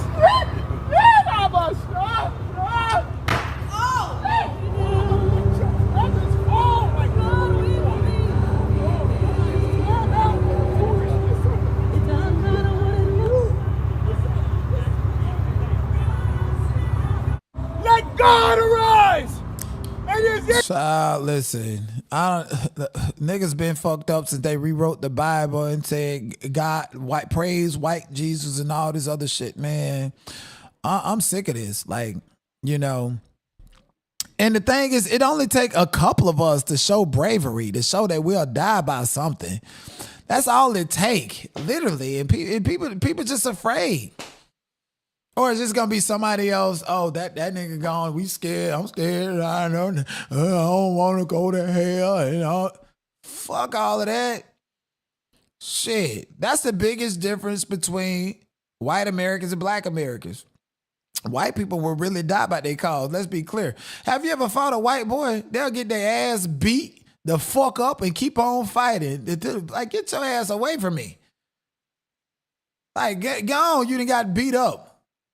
I'm tired, you tired. You got your fucking mouth and teeth hanging out the socket and shit, and you still trying to fight? Niggas, come on. We love our black youth. They deserve protection too. We love our black youth. They deserve protection too. We love our black youth. They deserve protection too. We love our black youth. They deserve protection too. We love our black youth. They deserve protection too. We love our black youth. They deserve protection. Okay, I get that. We love our black youth. They deserve protection too. Absolutely. And like I said yesterday, it starts with, you know, teaching our black youth how to defend themselves and how to be prepared to go out into the world. Okay? Why don't y'all put y'all black youth in a karate class, martial arts class, a boxing class to teach these niggas how to fight, so they don't have to be like Karmelo to stab up a motherfucker, scared to take a lick. Shit, I'd have told y'all the stories about this shit. When I was growing up, nigga, couldn't nobody in my neighborhood beat me up. Fuck is you talking about? I got scared to fight them because by the time you get to 10th grade, these niggas got guns. Guns? Are you really gonna pull a gun on me, bitch? I actually know how to shoot. I've been hanging out with the white boys out there at the fucking mud holes hunting hogs, using knives and using guns as a part of a sport. Not to take a life from somebody or to use this as a mechanism to say this is how I defend myself, when in actuality you're antagonizing and provoking and you feel the baddest because you got a weapon on you. No, if we deserve to protect our youth and all that other shit, okay? Yes. Don't y'all know braces are cheaper when they're children and you can get them bitches on Medicaid too? Don't you know karate classes, boxing class, all that shit is cheaper? If your child don't want to do it, motivate them and say, this is self-defense. Take them to self-defense class. All of that stuff is cheaper when you are a kid. Okay? You go out and buy them little itty-bitty ass Jordans that they going to outgrow. You could have spent that on a month worth of training, self-defense, martial arts. But you want your baby to look the sharpest and you want your baby to be the last one from that fuck-ass nigga in the hood. Because you all fucked up in the head and worried about what the hood think instead of actually nose to the grindstone. I want to make sure my child knows what to do, know how to defend themselves. I don't want nobody to bully my child. So let me put my child in self-defense classes. That class right there is going to teach them the discipline and teach them that when somebody is attacking them, I'm attacking them back, but from the angle that I'm defending myself. So it's second nature. Learn police doctrine so that anytime we're stopping frisked by them, we know how to, get along with them. Fuck is you talking about? The police come, bitch. Hey, what's up, man? I'm charming and everything, bitch. I don't need no ticket. I don't need nothing. I'm trying to go home. I done got me some head from the police on the side of the road. Not just out of a ticket, because I know they rules and I know they regulations, and they're human beings too. Why are we teaching our kids to lead with fear? And it's very controversial for me to say this, but I'm starting to feel like I understand why Greg Abbott did away with critical race theory in Texas, because there's people here. Oh, in Texas, lynching, and in Texas, they don't like black people. You keep on reinforcing that narrative. In 2026, your kids are going to go out and be afraid of white people and get flustered and feel insecure and insignificant instead of just going along to get along. I remember when I left and divested away from my own marginalized black neighborhood. Wasn't nobody but some niggas in them. Only time we seen white people is we went to school. And now white people don't even want their kids to go to school with black kids no more. They just overturned affirmative action using Brown versus Board of Education as a footnote. And then Austin Metcalf got stabbed up by Karmelo Anthony. They don't even want your kids at these functions anymore. And you know how they're undoing that and separating them is because now they want to teach black kids online while the white kids can go to school and say that it's not racist, it's not discrimination. They're still a part of the school. You just got to stay your black ass home while all white kids come to school and we feel a little bit safer. What are you talking about? That's happening. And in situations like this, teach your kids how to love and how to lead from a place and position of power instead of victimization. That's why Abbott overturned critical race theory. And I'm starting to see this is not slavery days. This is 2026. I understand. I'm from one of them small ass towns that when I go back, that bitch is frozen in time. Okay. They think like they move like the 70s and I don't feel safe there. Cause bitch, I'm a 2030 type of niggas. Fuck is you talking about? I come through, they looking and treat me like Michael Jackson. I got that shit on. You understand what I'm saying? They were like, oh, he's weird. No, I ain't weird. I'm just advanced. And you niggas are stuck behind. So let me go and find my tribe. Let me go and be prepared to deal with a wide, diverse, straight in reality. Okay, Collins County, Texas is not Los Angeles, California. That's just the reality of the situation. And you cannot enforce Collins County to understand people that maneuver in Los Angeles. Now, me living in Los Angeles and going back to my small hometown, I got to make adjustments in order to survive. I'm not changing who I am. I'm just adjusting to the environment. I understand there's racist piece of shits, but I understand the police doctrine. I understand how to defend myself. I understand that if I sit in somebody's tent that feels like they're privileged and they don't like black people because this is Texas, that what kind of situation I could ultimately put myself into. And I understand that self-defense is not shooting somebody in the back like Mr. Chow. And I also understand that premeditation is saying touch me or punch me and see what happened and going in your backpack to stab somebody up. You did that fucking crime, but guess what?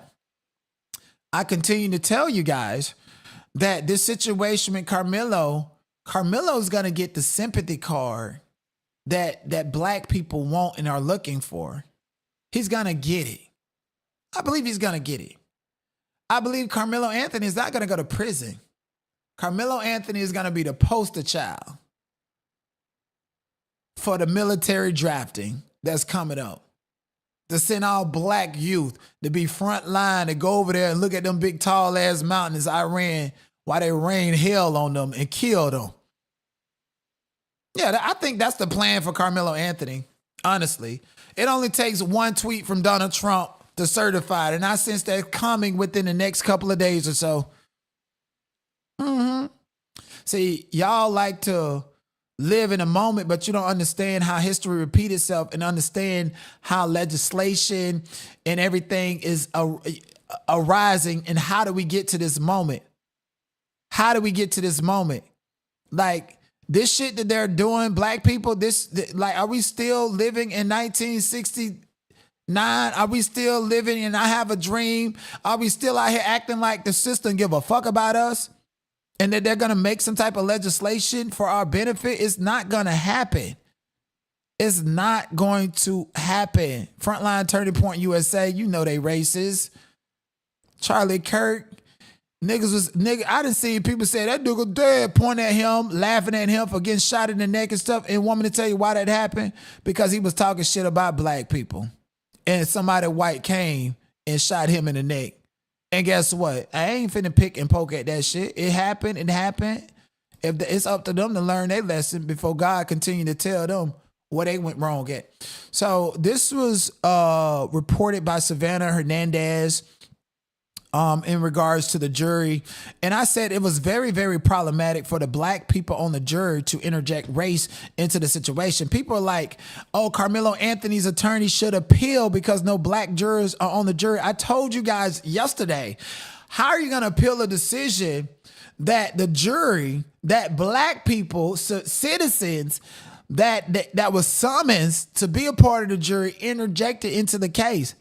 Even if they are racist, they will play a game of charades with you. Okay, we're gonna let these black jurors say, I can't let a brother send another brother to jail because I'm this and them this. I'm gonna cross them about it and I'm gonna pad the record and be like, oh, we've never had that issue before, and I empathize with you and I feel bad and I understand what you're talking about. Just to pad the fucking record and turn around and strike out the other black jury people. So if that decision is appealed, they're then going to go to the court transcripts and show how the state took their time and was patient with these black jurors and how they're not racist. I told y'all that yesterday.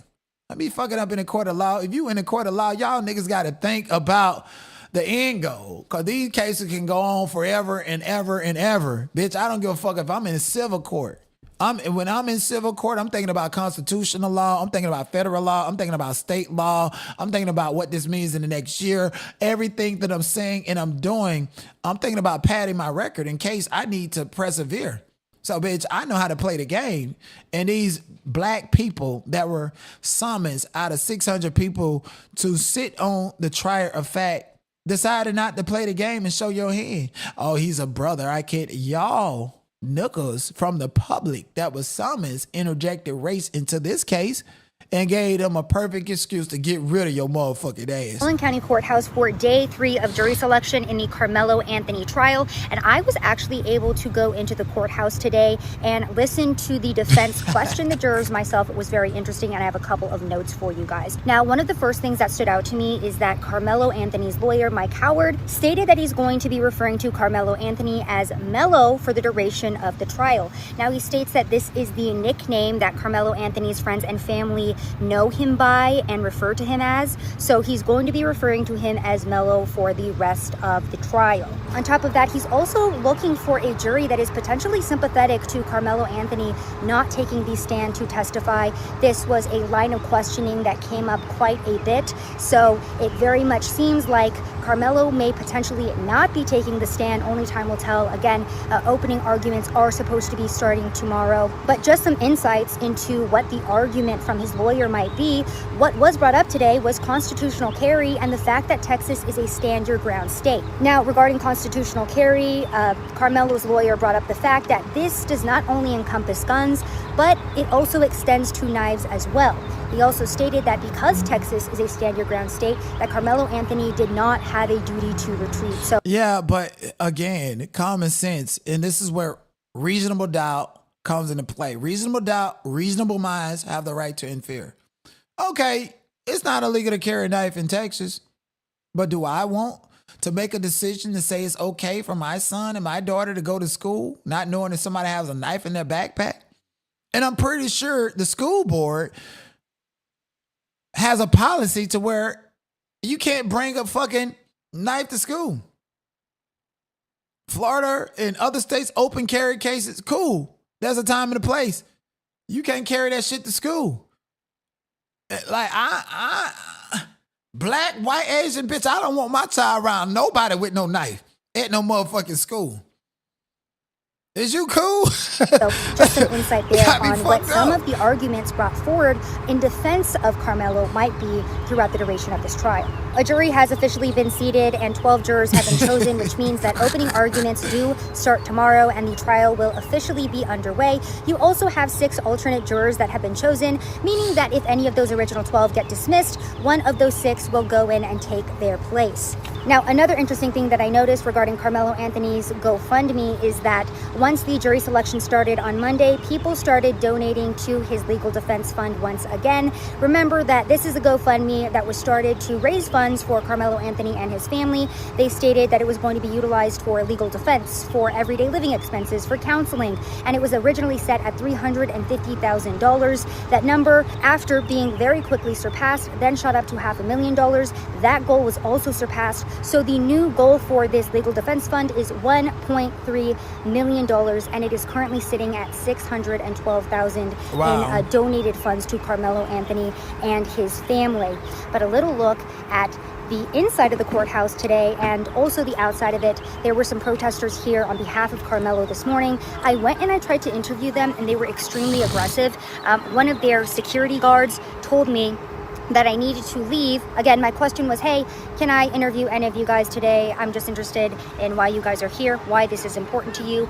That resulted in him telling me that I needed to get out of the area or he would be my worst nightmare. Another woman then began immediately saying that I was harassing them simply because I was trying to find out, again, what group they were with, why this was important to them. So just wanted to give you guys a little update from outside of the courthouse. I have my pen and paper because the rules are so strict for media in this courthouse that there is no filming allowed inside. There's no phones, there's no cameras allowed. Remember that a woman was already kicked out on Monday for attempting to film potential jurors. However, this judge really trying to keep things under lock and key, with one of the jurors today even saying, quote, Judge Roach is really scary. So that's all I've got for you guys. This is day 3. Yeah, Judge Roach is really scary. That man, that white man, gay as they come. I can see it written all over his motherfucking face. He playing a role to appear scary. So when he go ahead and give him that life sentence without the possibility of parole, you already knew what was coming down the pipeline because he had his decision made up already.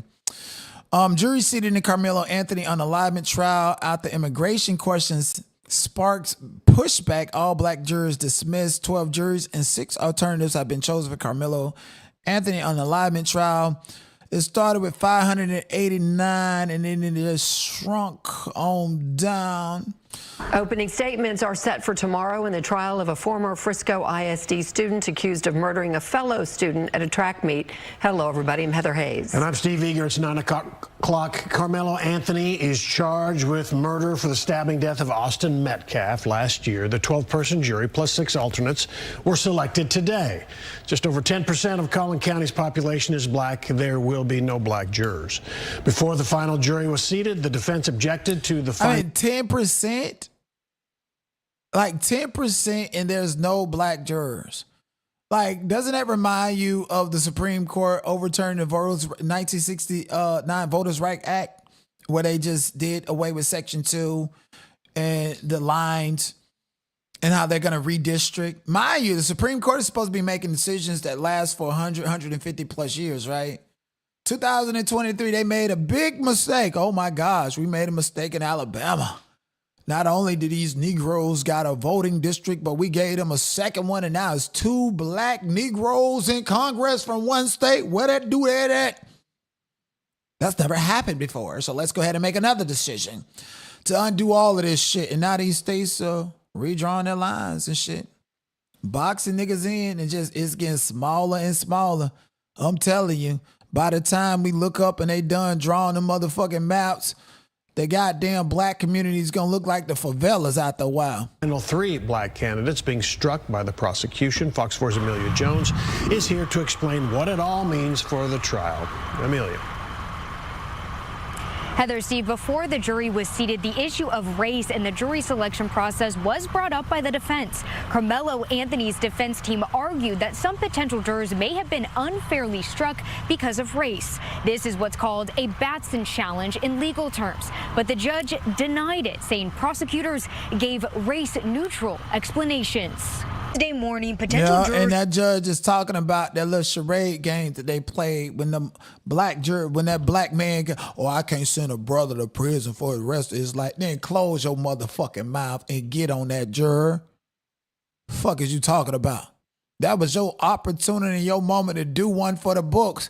And I'm not talking about all these black people on the trial knowing OJ did that shit and finding him not guilty because you mad and angry. It's to have your voice heard. And I like to compare that to, I'm at UCLA and I'm walking the campus doing my thing and they see a black man and then these motherfuckers doing experiments, talking about anthropology and put a gun in my hand. And I cocked that bitch and I show them I know how to use it. And I pointed at them and all this other stuff. And I teach them about it and educate it. And they ask me questions. Oh, yeah, I go hunting with this. How do you feel with this gun in your hand? Do you feel powerful? I feel like I can go out and hunt for my family. I feel like if somebody break into my house, then I'll be able to protect them. I feel like, man, I want to go to the target practice range. Do you want to come with me? Trying to run research and studies on me. Bitch, I blew their mind apart trying to sit up there and give me a gun like I'm supposed to turn to a thug and be inflamed and feel like I got the juice. Bitch, everybody ain't got the juice. Everybody ain't with that shit, okay? Everybody ain't got the blicky. They got 9 lives on that bitch and say they got the juice. This ain't Tupac. I ain't Tupac, bitch. I'm an upstanding citizen. I'm like the white folks when I grab a gun. Oh, Billy Bob, you want to go to your shooter? Returned to the Collin County Courthouse. Attorneys for both sides each got 1 hour and 45 minutes to question the reduced panel. They were questioned on a variety of topics, including their views on race, how they feel about serving on this case, and whether they would hold it against the defendant if he chose not to testify on his own behalf. The defense also tried to gauge if the potential jurors would be uncomfortable giving Karmelo Anthony a lower sentence if there's a guilty verdict. Question prospective jurors in this way, what we're left with is a jury that can approach the evidence fairly with an open mind, apply the law as the judge instructs it to the evidence, and then as was noted today, move on to a sentencing phase of the trial as well. Anthony is accused of fatally stabbing 17-year-old Austin Metcalf last year at a Frisco ISD track meet. Witnesses say the two got in an argument and Anthony stabbed Metcalf in the chest. Metcalf died in his twin brother's arms. Police say Anthony claimed he acted in self-defense. The high-profile case has become racially charged, fueled in large part by online speculation, rumors, and misinformation. Race and jury selection became a focus in court Wednesday after defense attorneys raised what's called a Batson challenge, a legal objection used when one side believes potential jurors were removed because of race. The defense attorneys raised concern about 3 black women who were potential jurors, the only black people left to potentially be on the jury. Damn. The party challenging the strike at that point is going to have to prove purposeful discrimination. Anna Offit is a law professor at Southern Methodist University and not involved in the case. She teaches courses on criminal law and a seminar on juries. Offit says Batson challenges are rarely made and they're rarely successful. The reason for that is it is not very challenging for a party to be able to come up with a number of neutral reasons, other reasons that a strike might have been exercised. The prosecution said the 3 jurors were struck because they were all educators. The stabbing happened. What? The 3 jurors were struck because they're all educators? That's fucking stupid. Like, that's the reason to keep them. They're educators. They deal with students on a daily basis. First of all, you ain't got nobody black on the juror that can actually tell you white proud boys and white people that live in y'all motherfucking palaces and all this shit that don't have no reality, no interaction with black people other than what you see on the news. You don't have that, but then there are educators too that deal with students on a day-to-day and you struck them. See, that's the problem. See, they mad. That judge is mad because Karmelo got a bond by a black woman. That judge is also mad because Karmelo got his diploma even though he was expelled. And the principal at Senator High School is a black woman. And now you left with number white people and Asian people that's gonna do any and everything. And then you think them motherfucking people, they was instructed not to watch this video or this about this case. You don't think they ain't seen Mr. Child and shot this 14-year-old black boy in the back and got away with it? Desensitization of the Asian people, we don't give a fuck about them. So as long as they can come and eat some crab legs and get their hair nails and all this other shit done, and them Proud Boys in Texas ain't worried about number collecting black bodies to get sweat equity label. And we seen the Julio Fulio trial to Florida when those boys was facing the death penalty, and a warden came over and said, oh no, we need them. We got an Asian prison pipeline, prison population, and we need them young bodies to work like motherfucking slaves. I bet that judge over Karmelo Anthony case, I bet you he got some stock equity in them prisons and shit throughout Texas. Is you cool? Like, Karmelo is cooked. He's fucking cooked. We know it. We all know it. You think these white people who give birth to these ass wipes, like Austin Metcalf, who want to be a bully and exercise white supremacists and perpetuate that shit that his parents had started, bitch. You think Judge Roach, you don't think that bitch got a pointed hat and a Nazi plate somewhere? Is you cool? Like, dead ass. There's underlining bets on this shit. But again, the best thing that I can see for Karmelo Anthony is him being used as the poster child for black boys, you just make a mistake. You can be reformed. Come on over here and join the military if you ain't got no way out. At a school function involving students. Ultimately, the judge presiding over the case, John Roach, denied the defense's challenge, saying the state had race-neutral reasons. As a court spokesperson confirmed, this means there are no black jurors on the panel. And depending on the outcome of the trial, this Batson challenge and jury selection process could come into question for any possible appeals. When Batson concerns have been raised on appeal? No, it's not going to be raised on appeal. Yesterday, I told y'all when that prosecutor stood there and sweet talk and empathized with that black man that said, I don't want to see your brother go to jail. He boasted the record.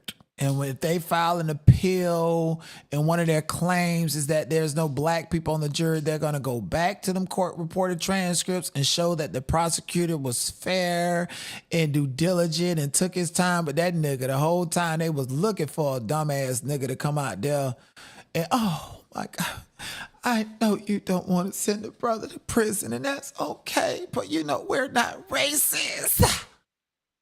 Oh, thank you so much for doing this, because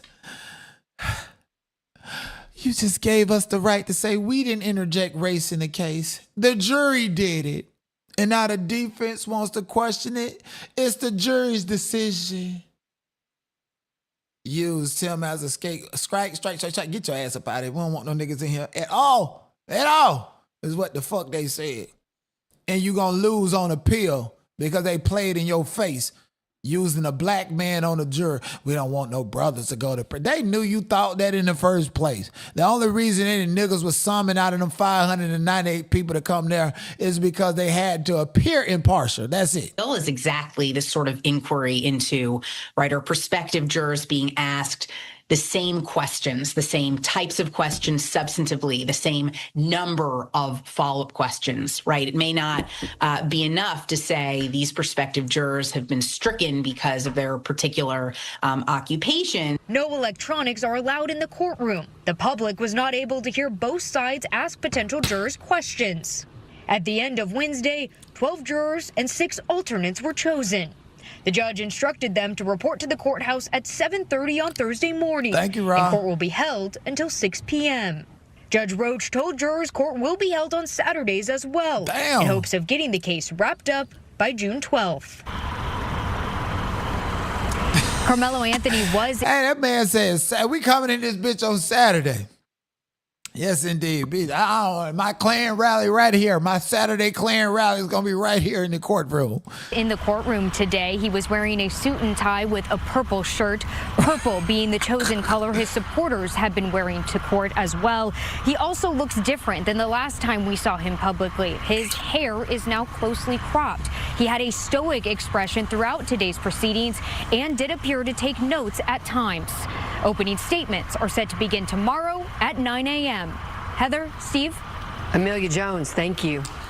Fox 4 will bring you extensive coverage of the Karmelo Anthony trial. For the latest court developments, go to fox4news.com, our social pages, and the free Fox Local app. So it's about lunchtime over there right now. So, I know Nika at NyQuil didn't make it in the court with a hollow toasted smelling breath of ass. But somebody finna come out here and tell us what happened during opening statement. So let's go ahead to see if we got any. This lady right here, Mary Ann Martinez, she seems to be in the courtroom and tweeting live from it. Oh, she's at the Daily Mail. Yes, indeed, 58 minutes ago. So they're going to be coming out soon, 21 minutes ago. Like, Karmelo Anthony was scheduled to participate in track and field events the day of the stabbing and took the school bus there, according to his defense attorney. This is important because there had been previously been widespread misinformation that Anthony had skipped school to be at the track meet and wasn't even supposed to be there. I'm glad that they clarified that. Okay, let me go to a couple of these YouTubers. I feel like when they said that some woman was in the bathroom asking people to pay to get inside the court case, I feel like that was Nika at NyQuil. See, me, if I was there, I'd have had it turned the fuck up outside the court. Okay, it would have been turned up, and I would have asked them niggas, are y'all ready to die about this? If not, stop being on the motherfucking germs. Let's give let's go into a more detailed explanation of what happened inside the court from the perspective of Queen Sheba. Darling, I don't know if she 38 hot because they ain't let her in the court building, okay? Not you done flew out there to get this content. They ain't let your black ass in that bitch. Of minimizing any type of confusion. And they didn't have a lot of questions around the law, but that's where I feel the state has an advantage. The defense is ready to go. You can tell. You can tell he's a defense attorney, right? He's technical. He's savvy. He's tricky. That's a word I want to use. He's tricky, not dishonest, but tricky. Because he knows how to get in there and completely disrupt anything or any foundation that the state may try to lay down. He introduced a lot of components, I'm telling you, that completely blew my mind. Things that I didn't know were perfectly legal. Things that you probably didn't know. The question I think that we all have is, why would Karmelo Anthony take a knife, right, to a school event? Well, the defense explained. He said, you have a constitutional right in the state of Texas to carry. And the state of Texas grants you the right to open carry guns, to carry openly guns, right? So we're like, yeah, and I'm learning this and I'm listening. I'm like, yeah, you have a right to open carry. He said, did you know, and or are you aware that that same law gives you the right or gives way to carry a small knife? Look, tricky, a small knife under 5.5 inches into a public place. I'm like, what? And I'm sure the jury was like, what? So some of the jurors said, we did not know that it's perfectly legal. He said, even if you're a teenager, it is perfectly legal under the same law, just like some of you carry your guns, it's perfectly legal for a teenager to carry a knife. Not on no school bus. Even a teen, into a public place. I guess I consciously, if I think about it, and for those of you that are tuned in, if you think about it, I said, well, I'll be damned. Because the moral question that many of us have been faced with is, why did he have a knife, right? Right, wrong, or indifferent. But I don't think any of us knew because he could. And it's his right. Because most of us would say, hold on, I don't think I would be comfortable with my teen having a knife in their bag. And that's where the defense points them back to the law. It doesn't matter what we think, right? The law is the law. So then he goes on and he says,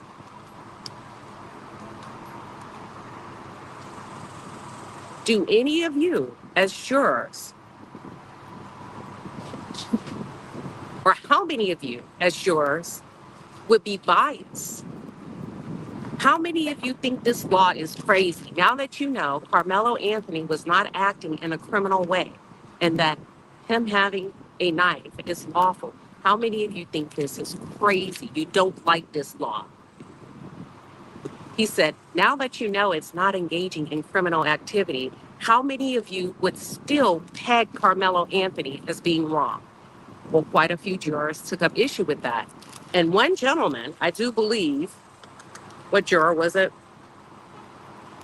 I'll come to that. Juror number 64 says, I don't care about the law.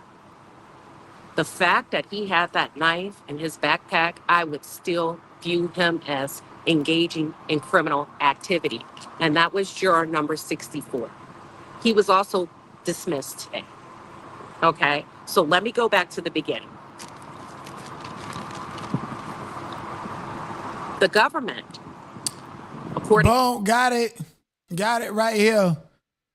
Got it right. Case closed. Case closed. Okay. Texas House Bill 1862. Significant changes began in 2013 when Texas lawmakers decided to loosen some restrictions on September 1st, 2013. House Bill 1862 took effect, legalizing the possession and carry of switchblades, automatic knives that open with the push of a button. Prior to this change, switchblades were completely banned under Texas law. Although this reform allowed more freedom, knives with blades longer than 5.5 inches remain restricted in certain areas. House Bill 1935, the most substantial shift in Texas knife laws occurred in 2017 with the passing of House Bill 1935. This bill removed the category of illegal knives altogether, making it legal to own and carry virtually any type of knife regardless of the size. This includes Bowie knives, machetes. Bitch, it might not be no Haitians around because they like to eat the cats and they eating the dogs, according to Trump. And they will chop you into motherfucking pieces. But despite this significant overhaul, House Bill 1935 introduced the concept of location-restricted knives.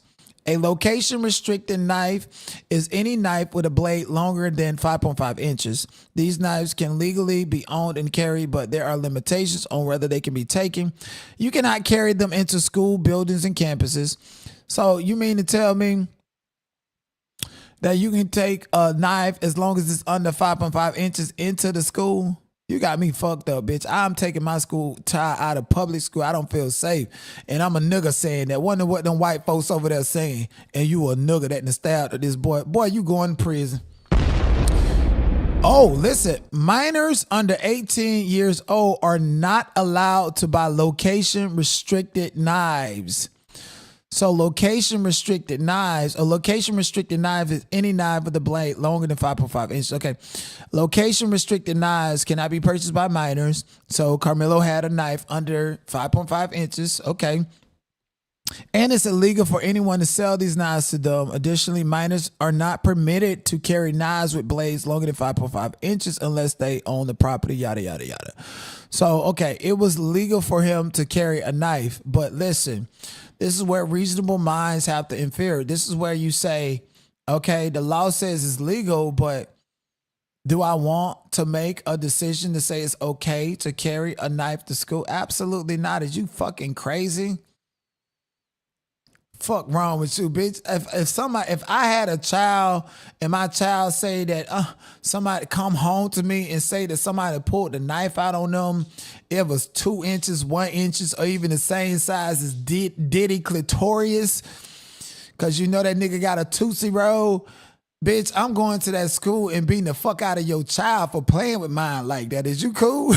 You gotta be fucked up, bitch. I don't give a fuck about the law. I'm gonna be in jail. If my child come home and say a nigga Now pull the knife out on them.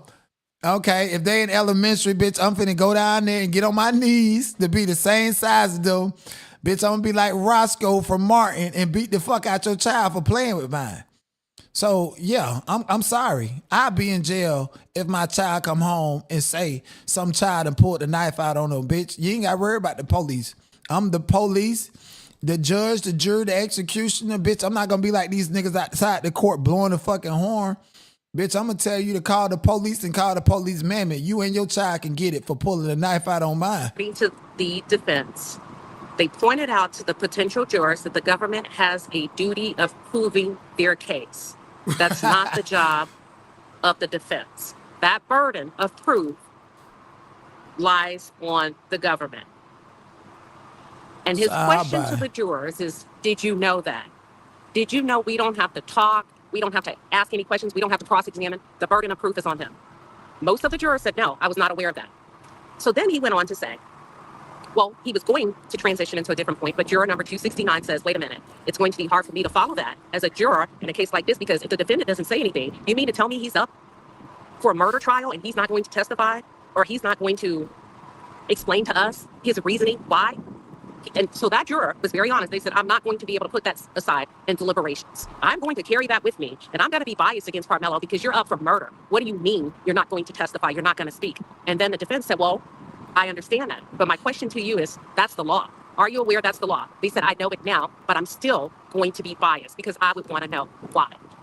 They go on, and the defense reminds juror number 269, the law says that you cannot take your personal biases into the deliberation room. You have to be able to set it aside. So then the juror said, well, let me ask you a question. Is it up to you, or is it up to him to decide if he testifies? The defense said, we make a recommendation, but ultimately it's up to the defendant. It's up to the defendant to decide if they testify. The juror was very savvy. He says, are y'all going to tell us that? Like, if he doesn't testify, are you going to tell us why? Are you going to say he wanted to testify, but I advised him not to? And the defense attorney said, no, we don't give you that information. And that's the thing. You can't make an assumption. That's why we are emphasizing and really, really honing in that you cannot take any biases into the deliberation room with you. And that juror says, I'm sorry, I'm not going to be able to do it. I cannot put that aside. So then you have juror number 180, juror number 159 said they both admitted to having personal biases because they said, listen, I think it was juror number 159 said, listen, I don't buy this crap. Not in those words. I'm not buying it. Because if you were innocent, you would be yelling it from the rooftop. So why would you not want to testify? Juror number 168. Listen, I hold the same sentiments, bitch. You arrest me and with some bullshit, okay, bitch. I'm finna cuss out the judge, cuss out the prosecutor, bitch. Fuck all y'all bitches. I don't give a fuck about you. You donut eating ass bitch. Bitch, let's go to trial. And I'm gonna be on my best behavior in front of the jury. And I'm gonna testify on my own behalf. I'm gonna drag the judge, drag the prosecutor, drag the accuser and everybody. Bitch, the jury gonna be laughing when I'm done testifying, and they gonna say not guilty, motherfucker. Oh, Lord. Says, I would need more details from the defense. I know you say it's the law, and the burden of proof is on the government to prove their case, but I'm a human being, and I'm telling you right now, I would need more information from you to get past my personal opinion. So I can't set that aside. I won't be able to set it aside. I'm a firm believer. If you innocent, bitch, I'm ready to testify. I'm ready. Let's go to trial. I'm not waiving no right to no speedy trial. I'm not listening to no lawyer. Oh, they're gonna grill you. I don't give a fuck about them grilling me. They're gonna be mad. They're gonna be mad that they even tried to question me. But see, everybody's not mentally capable of doing that. Okay, come on, bitch. Let's testify, bitch. I'm not nervous at anything. And if I am, it's just a role that I'm playing in front of the jury. Juror number 339 says, I understand the law, but I would definitely expect Karmelo Anthony or you as a defense attorney to make it make sense to me because this is a murder trial, right? Juror number 50. That's a strong potential juror. This is a 20-year combat vet who's recently retired from the military. Oh, he's a strong juror. And the state would be crazy not to take him because he stood up. He said, I understand the law, and I'm able to make decisions based on evidence. I took an oath to protect the Constitution of the United States of America. I took one oath and I took one vow. And when he said vow, we all started laughing. He means to his wife. And they said, can you follow the rules or instructions? He said, I'm military. It's easy for me to follow instructions. So I think if the government is smart, they're probably going to snag juror number 50 and put him as a juror because he used the buzzwords and he takes his And job. shout out, this is Queen Sheba Darling. Let me make her name visible so y'all, when I'm not live and y'all want actual updates, I'm giving commentary on top of her content. I met her at the Diddy trial. She's pretty thorough and pretty good at what she do. So y'all go and support her. Not Neek at NyQuil. I believe that bitch was in the bathroom begging for access, and they said no to her on the principle that her breath smelled like shit. Serious to protect the constitutional right to protect. I took an oath, and he was using words like that. I said that's a strong candidate, right? He has not been dismissed yet. Give me 1 second. It's a little windy. Give me 1 second. Let's see if I can work this thing out. All right.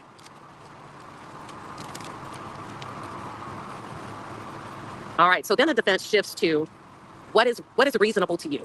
What is reasonable doubt to you? And no, yeah, that's what he said. He said it's the government's responsibility to rule out every logically possible reasonable doubt.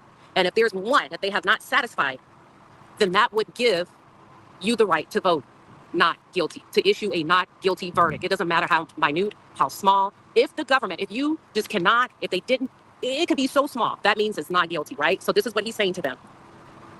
Juror number 13 took the mic and said, well, can you give me an example of what a reasonable doubt can be? The defense replied, I can't tell you that. You have to decide that. We, the state, me, the court, we cannot define that for you. The defense then goes to say, under oath, how many of you feel that if Karmelo Anthony does not take the witness stand, that you're going to hold it against Karmelo? Well, juror number 120, number 44, number 126, number 124 says, listen, we're going to hold it against him. If Karmelo Anthony does not take the stand and testify in this self-defense trial or in this murder trial, we are going to hold it against him in that deliberation room. Even if you say it's wrong, we're going to hold it against him. That's illegal. The defense then asked those jurors, can you follow the rules? If the law is you can't hold it against him and he doesn't have the burden of proof of taking a stand, even if it doesn't seem logical, you don't need both sides in a criminal case. The government, has the burden of proof? Those jurors did not change their mind. And when I tell you they stood on business, they said, it doesn't matter what you're saying. I am going to carry a bias into that deliberation room. So if Karmelo Anthony doesn't want to talk, if Karmelo Anthony thinks he's going to sit here and not testify, you better not pick me. You better not pick me. And I can tell you, I do believe all of them have been dismissed. Okay? Not all of them, but quite a few. I'm sorry. Quite a few of them have been dismissed. So then the defense said, let's talk about why a person would not testify if they are being accused of murder. So a few of the jurors gave examples. Some of the examples were, maybe they're not good presenters. Maybe some of them are not as eloquent in speaking. Maybe some of them clam up, big crowds, whatever. Juror number 12 says, well, it doesn't matter to me why you wouldn't. How come you wouldn't stand up for yourself, basically as a man? And what I was able to really quickly assess is many of the women seem to identify and understand why Karmelo Anthony may not testify, but a great majority of the men seem to take issue with it. A great majority of the men, that doesn't sit right with them, and they shared that openly. So on one side, you have an empathetic group of women that said, yeah, because I ain't even gonna lie, where me and the Proud Boys actually can agree on some shit is bitch, if I'm innocent, bitch, I'm finna get up that bitch and tell y'all, I'm finna get up that bitch and defend myself. You gotta understand, this is what America is built on. Defending yourself, defending your freedoms, your right. This is what the Constitution is built on. People have died defending the Constitution. You have a constitutional right. Why not take advantage of it? So, I ain't even gonna lie. This is where I see where the white men specifically would take, what the fuck? Slavery is over, where y'all niggas didn't have no fucking voices, and now you got voices and you're in the court of law and you have a constitutional right for me to hear your perspective and you're not gonna let me know what's going on? I would take offense to that too. But would I mention it? No. It'd have been in the back of my head, just like that black man that I can't send a brother to jail. Nigga, you should have kept that shit to yourself. And plays a role. I personally would be offended if I'm in a court of law and a defendant is saying that they're innocent and they're letting these lawyers, people with these degrees and shit come up there and defend me. I'm like, and then on top of that, most people do it with a public defender. That's their job, to defend you. Regardless if you're innocent or guilt. Their job is to make it look like You're as innocent as possible, and you're not going to address me. I feel like you're disrespecting me, motherfucker. I feel like you just gave me the right away to say you're guilty because you had the opportunity to address me. Fuck what the state attorney and them gonna do. Me, I'm gonna torn the pants out of them. Bitch, I'm gonna have them mad as fuck that they even brought this case to trial playing with me. That's how bad I love my constitutional right. So I can understand why these men specifically would be offended. These are patriots. I would be offended if you don't exercise a constitutional right that not only black people, but even white people in 1776 fought for your ass to be able to call yourself American. There's countries to where people don't even have the right or the opportunity to testify. You're not going to use that? Are you fucking crazy? You're not going to exercise your First Amendment? I would take offense to that as well, too. If he's a kid, I can understand. Sometimes people don't present as well, but then you have these men, right, that have served this country, men that have different backgrounds that are saying, but why would you not defend yourself? What do y'all think about that? Okay, so we talked about the Texas law, and you have a constitutional right. You know what? I got to come back to that you have a constitutional right to carry a knife. I knew that subconsciously, but I think we were all baffled. If we tell the truth, right? If we just sit here and have a reasonable conversation, I think that was the number one question for most of us, no matter what side of the fence you sit on. Why did the kid have a knife in his bag? And somebody said, well, the boy is intelligent and won't get tripped up, then yes. What do you mean tripped up? They're going to bring, here's a picture of you holding this up. You're holding a gun and you're letting some shit on fire. You posted this. Why did you post this?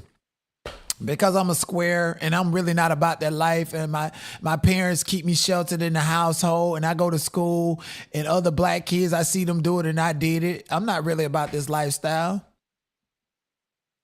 You gonna be prideful under the color line? No, you need to tell the truth. Be like Sean Gathright, you know, who posing with his sister, got his back and shit bent up, knowing he finna take plenty of stick in prison after he done unalive Julio Fulio. You need to let people understand who you are. If Sean Gathright did not testify on behalf of himself, all of those boys from the Julio Fulio trial would have been electrocuted. They would have got the death penalty. That's what I think. But being in court is not a time and a place to act like you're about that life. You even see the toughest gangsters fold under pressure and snitching on their niggas, even though they get out here and rap about it and be on social media acting like they the biggest, toughest fucking gangsters. We see it all the time. Like, fuck that. Like, why did you take this picture to act like this? And this is the projection that you see because it's a projection that I wanted you to see. But in reality, my parents are Christians and they shelter me and they don't like that I post these pictures because I'm fake breaking. I got a young brother. I got my youngest. I got a baby brother who is not the youngest. My baby brother is Baby Boy. Okay, y'all know Baby Boy the movie. That's my youngest brother. He gonna always be the baby boy. But I got a youngest brother that this nigga, you don't even go outside. Why is you posting these pictures like you gang and shit? You don't even go the fuck outside. And just imagine he get into the court of law. And I know you posted this picture because you want all these people to believe that you really about that life when you're not. So what do you mean getting tripped up? He can discredit this demonization of him based upon the social media images of him posted up or whatever. And we look at white boys like Austin and Metcalf. They got guns and stuff, but they got hogs and they got hunting gear on. So that tells a very different story than a black boy with a BB gun acting like he tough. And he's just acting like he tough because he want to fit in and dealing with peer pressure. Why wouldn't you want to testify to that? I mean, that's the truth that goes on in black community. I mean, we already know Karmelo Anthony is a pussy. I mean, you stabbed somebody and ran. The fuck you mean? You stabbed somebody and ran. How pussy do it get? The defense said it doesn't matter why. He didn't break the law. Publicly, he can carry a knife, just like you can carry a gun, even if he is a teenager. And I was like, well, I'll be damned. I never looked at it like that. That is not considered engaging in criminal activity. And like I said, I try not to give too much thought and have too much of a personal opinion because I want to come in this thing and get the facts, right? I feel like there's a lot missing from this case. And I try not to listen to social media because I feel like many of you say a lot of things based on your own personal biases and your own prejudice. So I said, you know what, I'm going to go to that courtroom. I need to hear the facts. I need to hear the evidence. And part of the evidence is the law. Damn, he can carry a knife. All right? All right, so what else? I talked about the prosecution being able to articulate well. I think Mike Howard, this is what I think the defense may have a challenge with. Mike Howard is going up against the state. And I believe this is a damn good prosecutor. This is just my personal opinion, right? This is me being able to read the room. I think he has his work cut out for him. If we're just talking legal strategy, state versus defense. And Mike, I don't know if y'all are listening, you're gonna have to be able to articulate a little bit better. You're gonna have to be able to make it make sense. You're gonna have to be able to present it where it's clear, it's easy to understand, and it's straightforward, okay? The defense, Mike Howard, then went to no duty to retreat. And basically, when he talked about the self-defense is similar to stand your ground, right? You don't have a duty to retreat in an area that you have a right to be in. Although you, tuned in, and me, may say, you know what, I'm gonna just walk away to de-escalate things. He says, but the law doesn't require you. That's what I'm saying. Somebody said he can't dispute. They would use his words against him. I don't give a fuck about you using my words. Is it a crime to cuss a bitch out? No, that's just what I'm doing. Like, that has no significance. No. I thought it was cool. Peer pressure, whatever. What do you mean? Like, if you innocent, ain't no curveball that they can throw at me to make me feel like they gonna get me jammed the fuck up. If you're innocent at all. And they try to play these games and these charade tactics. I would have testified, retreat. So his question then to the jury is, how many of you feel that folks should walk away and not stand their ground? Oh my God, we got some trolls. And a few people said, I believe you should walk away. And he said, would you follow the law? Whoa, another bug, sorry. If the law says you don't have to getting bit up like that. What's that newscaster nigga that was saying, get me out of that country ass town after a goddamn horsefly flew in my walk away and you can stand your ground. Would you, just because you would walk away, would you hold it against somebody else? Or would you hold it against other jurors to try to convince them that they should do what you would have done? Juror number 772 said, listen, a white male, he said, I'm not keen on conflict. I would walk away. I would walk away. Yeah. So the defense asked him, would you expect everybody else to walk away? Juror number 199 says, I can't accept that law. I can't accept that law. Out of there. And I know the law says that you can stand your ground, you don't have to leave to de-escalate, but I think I would hold a bias in the deliberation room. Out of there. Juror number 259, he raised a question around self-defense. He said, hold on, let me make sure I say it right. He says, if we go with self-defense, does that make it no longer murder? Does that mean that Karmelo or the person would not be guilty of murder? Does that mean that I would have to believe that Karmelo Anthony was defending himself? That's a great question. That was a really good question. The defense switched his strategy. And he says, I have a question on my PowerPoint around immigration law. And although this trial is not about immigration law, I have a question for you all. What is your attitude? What is your feeling around the current immigration policies in the United States of America from a scale of 1 to 10? 1 means I love it. 10 means it's bad. I don't like it. They asked him to clarify. Wait, what do you mean? What are you talking about? Immigration law? It doesn't make sense. Can you make it make sense for us? He said, yeah. With the recent ICE behavior, activities, the recent enforcements by ICE, you had some very extreme answers. I'll just randomly call out some. Number 22 said, I love our immigration laws. I'll give it a 1. Remember, 1 means I love it, 10 means I hate it. Number 27 said, I don't feel comfortable giving you a number. I need more information. I need to know where you're trying to go with this. Juror number 5 says, I'm going to say 8. Juror number 2 says, I'm going to give it a 5. Juror number 43 says 10, 48 says 6, 37 says 7, so on and so forth. Then they went to the punishment phase.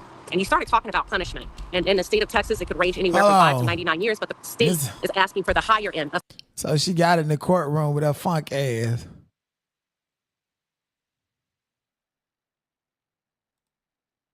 Enter into the stadium. It showed the victim and his brother enter into the stadium. It showed the tent that they were under and so much more. They also did opening statements before we started to see any type of footage or anything like that. Opening statements was 20 minutes for each side. The defense took 20 minutes. The prosecution took 20 minutes. And when they gave their opening statements, there was a stark contrast on both sides.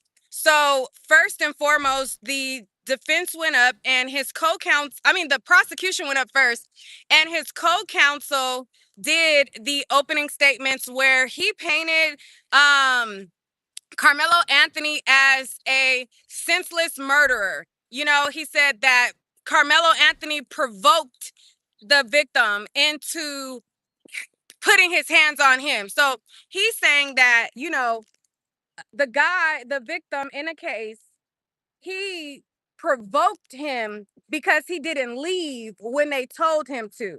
So basically, they told him to leave and he didn't leave, and he told them that they better not touch him or whatever, or watch what happens if you touch me.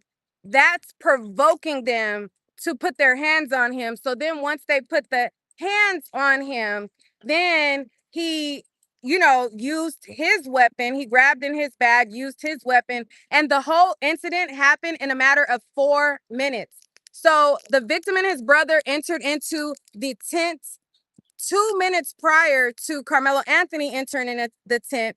The defense said that he didn't enter the tent because he wasn't supposed to be there, as far as like the way that they're trying to shape it, but he entered into the tent because he recognized one of his friends. He went to say hello to one of his friends and he went to go sit down. As soon as he went to go sit down, it is being alleged that the twins came up to him and told him, "You got to go. You got to get up out of here." And he told them, no, he's not leaving. He's not getting up out of there at all. Now, that's what's happening on the inside of the courtroom. You guys know I took a lot of notes. I'm going to be giving you guys a very detailed breakdown. I tried to jot down as much as I can as far as what the prosecution and defense are saying and alleging. We're going to give the facts. Now, outside, there is protest on Look both at her. sides She looking happening for the right now. mess. There are people here that are supporting Karmelo Anthony, and then there are people who don't appear to be a part of Austin's family, but rather serving a white supremacist agenda and trying to basically put fear in Black people. So you see them kind of like trying to Black, like, you know, looking all of us up and down, mad dogging us, trying to make their presence known. One guy's walking around with a Confederate flag, and it's like intimidation tactics that's trying to happen. I'm gonna pan the camera so you guys can kind of see what's going on. So I don't have much time If before I it's was there, time that to bitch go would have back been in, turned up. but I just kind of want y'all to see the atmosphere that's going on outside and all the people. You said I'm breaking up? Hey, that shit outside the court would have been turned if I was there. Y'all know it.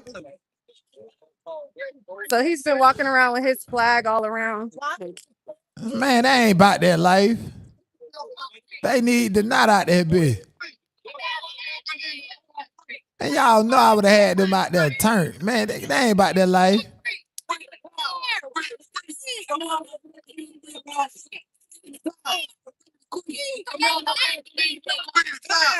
Right, and then this guy right here, he was with the girl Sarah that was like trying to talk a lot of mess. So there's one female that's trying to like rage bait and make this a racial thing. That guy right there is with her. He was mad dogging me too, trying to look me up and down. But I'm gonna get back over to the court side. Here is the officers across the street. All of the sheriffs have been nice, actually. They playing their They have role, been child. completely nice. They playing their role. This is what it looks like across the street. And then this is what it looks like on this side. She don't know how to be messy over like me. here. I'd have had them bitches out there sweating. And then there's news media all around. So you said watch my back. Obvious, clearly. Yeah, these people right here, child. They all got on body cam footage.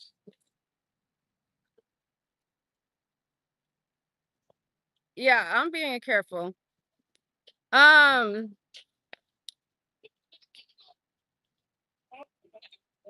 So I'm walking back down away from the crowd.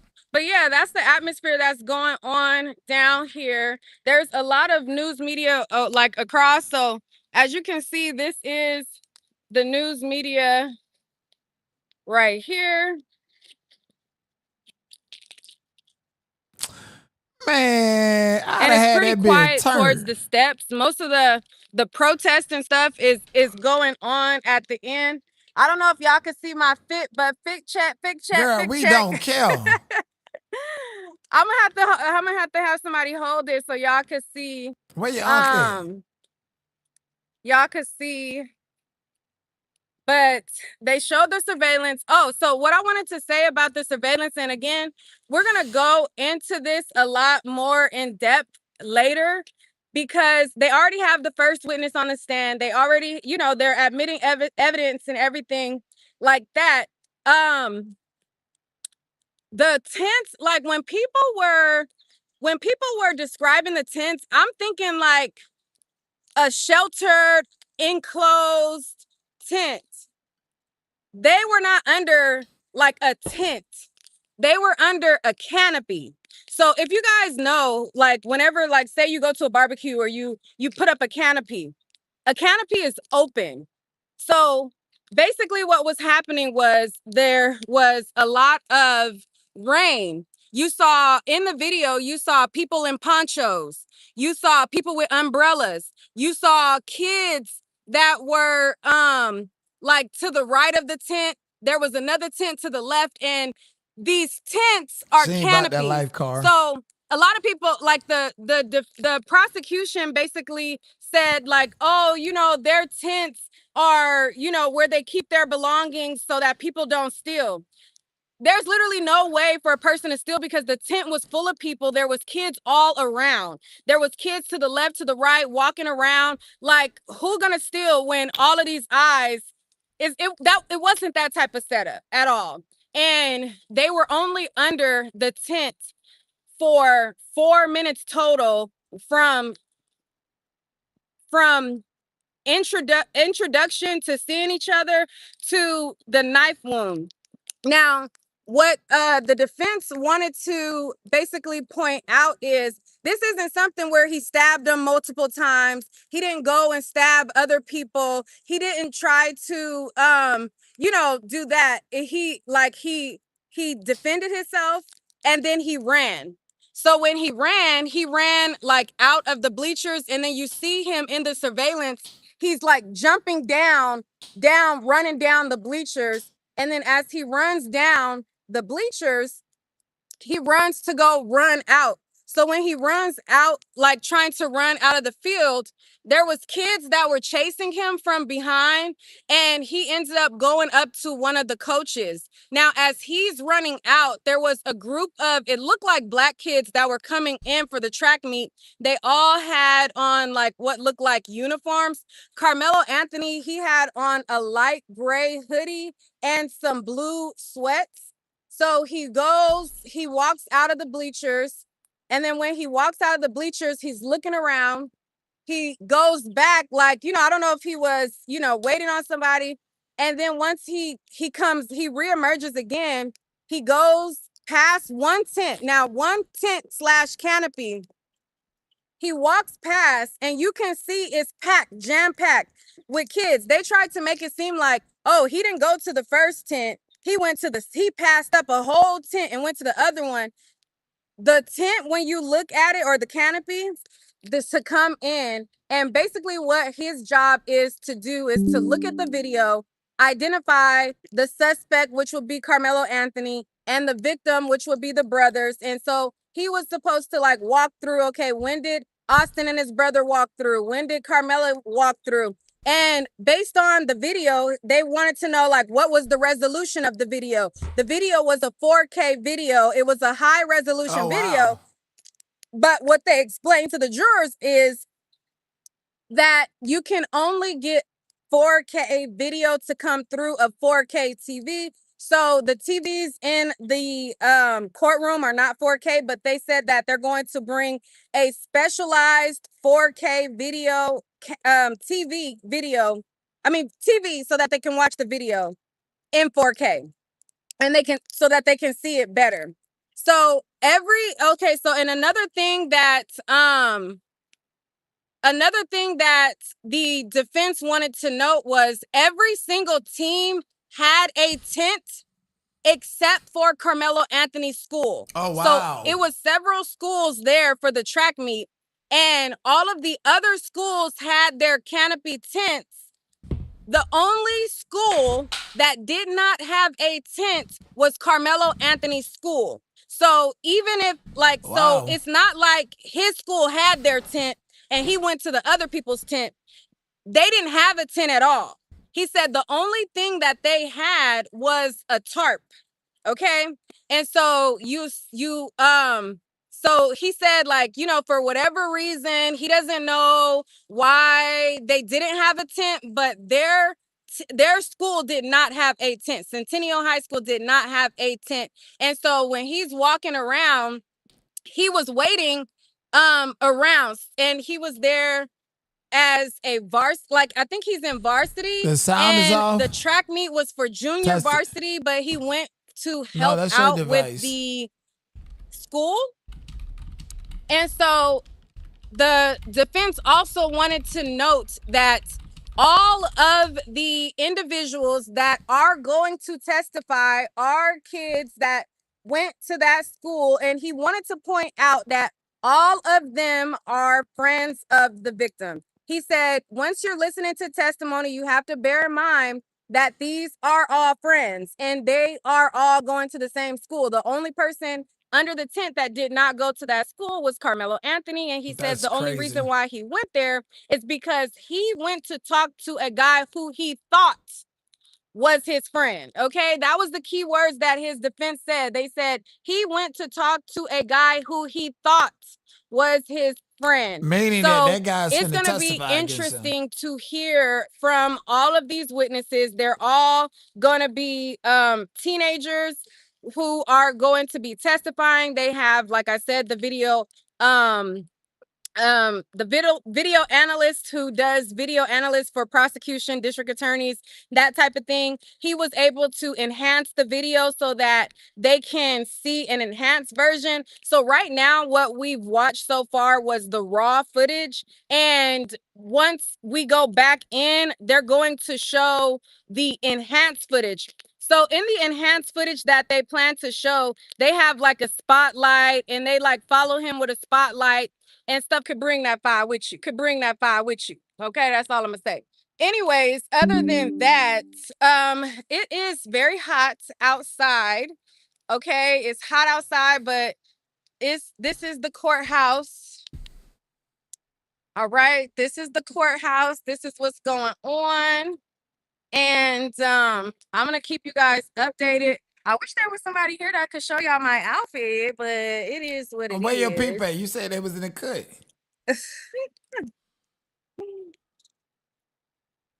My unc ran inside real quick, so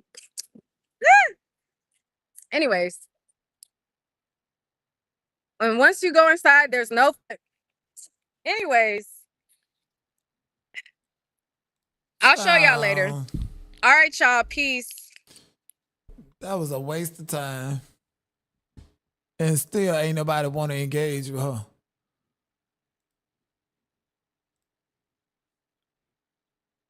Queen Sheba, darling, she must not made the cut outside the courthouse. Let me see if there's an update from Mary Ann Martinez.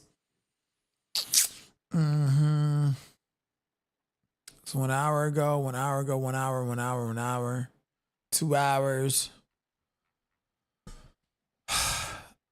Let me see. Let me check on Sarah, because Sarah is the person that they say is causing all of the drama with all of the white folks out there. Sarah Fields, okay.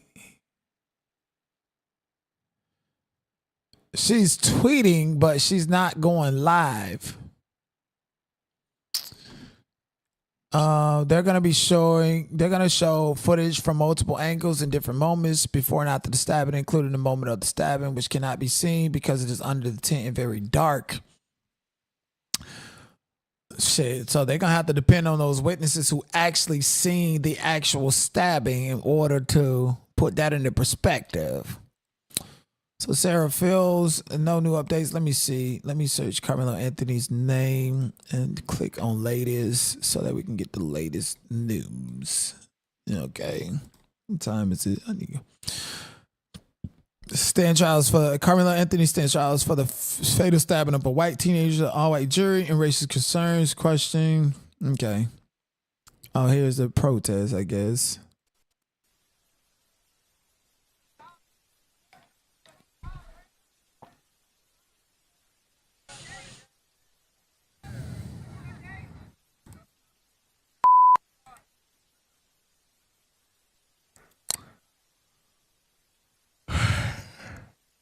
Ain't no action.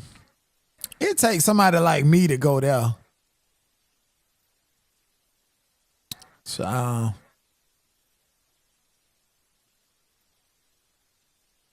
they're just holding up signs in each other's face. So don't nobody win but the people that create Sharpies and these poster boards. Just like what they did with the George Floyd march. They go to Black Panthers. These niggas ain't about no real action out there, bitch. Enough. Push you right into that crack. You heard what I said, cracker.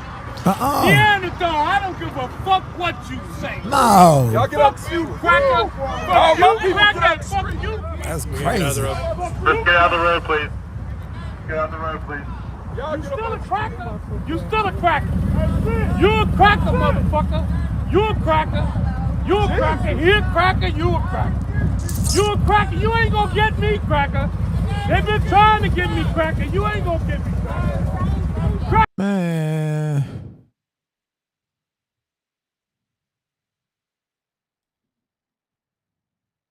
What the hell? Karmelo Anthony, after the all-white jury quits him for attempted underlinement.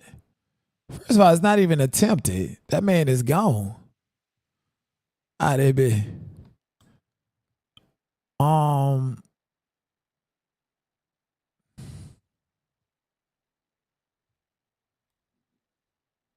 Who killed Austin Metcalf? Who? Austin Metcalf? Karmelo. Self-defense. That was not self-defense. That's disgraceful. That is disgraceful. That's disgraceful. Who killed Austin? They let this white boy out of jail. The boy that went over and broke into the people's school. There's some right here that caused all these problems. And these woke judges are trying to set a two-tier standard of justice. So that's actually incorrect information. The exorbitant rate of $1.25 million bond for Chud the Builder is unprecedented. Okay, and what do you have to say about Anthony?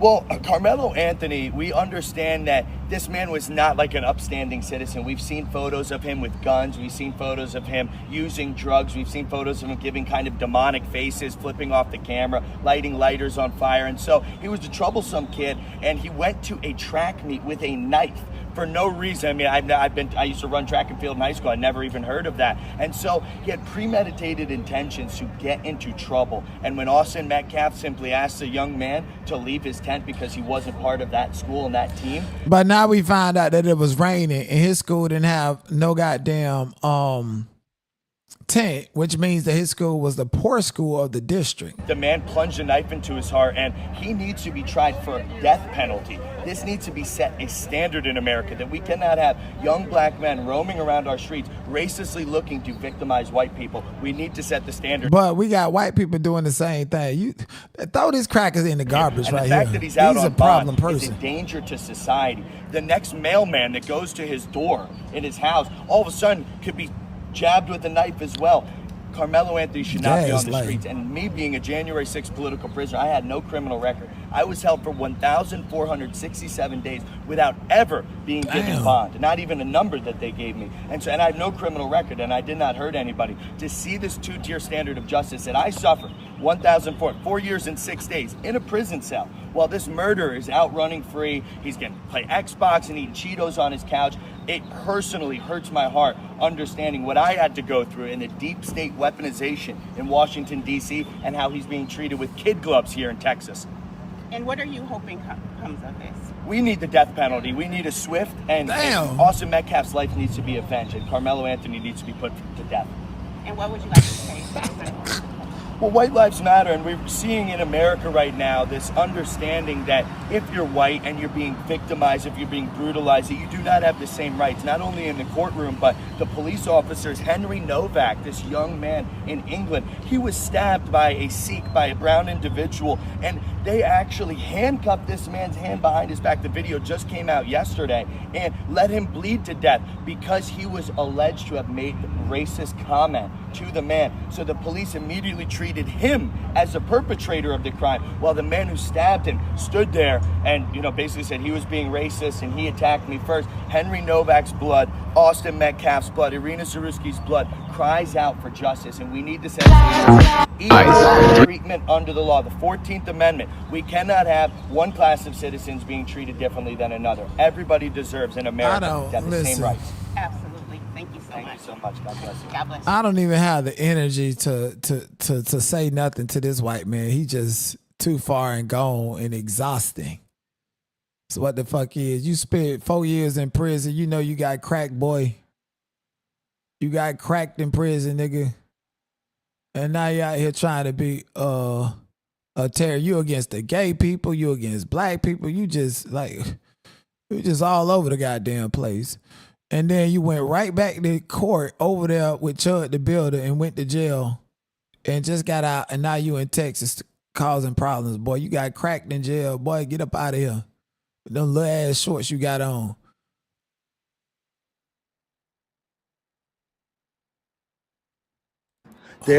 Okay, so he was arrested for trespassing last year. Well, he was the only journalist ever to film the stab wound. There is the blood stain. It's red still. That's not. That's the blood stain. It's red. It happened on the bleachers, sir. So they drug his body down there and left it just sitting there. Austin Metcalf. Cloud chaser. Blood. Lord Jesus, help us. It's crying out for justice. His killer is home right now. Get your face. Good on you, anyways. Anyways, y'all, I'm about to thank you so much. Now, I greatly appreciate you. Y'all like the video, subscribe to the channel, man. We trying to crack into this algorithm over here because some shit finna pop off. Cause it's definitely different that I'm not start there. Sketching button.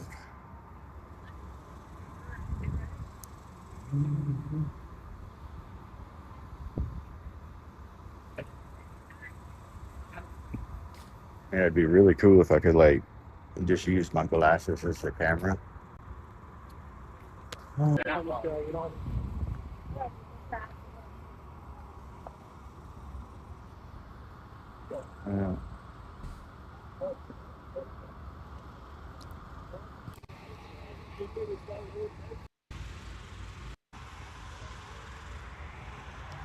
Neither side's going to believe whatever the other side says. There's actually a couple huge accounts on the news. But they so boring. Backup battery for that. Dude, it's so hot because They is so boring. Damn, see, it takes somebody like me to be there to crank this shit up, but I'll be over there with the white folks, the black folk. We'll be having a civilized conversation out there, be.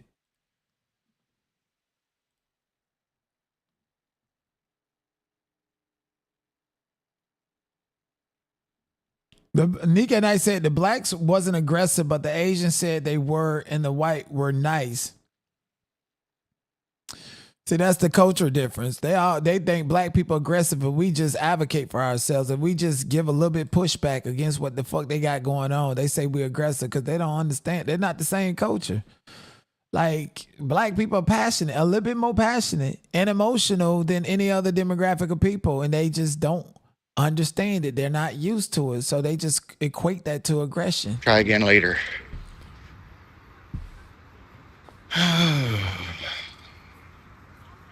This man boring. Come on, man. I thought you It's was like super fucking hot though. come with the bells and the whistles. Nah, that ain't it. It takes somebody like me out there, bitch. Okay, you ain't got all this talking and all this shit, man. Y'all.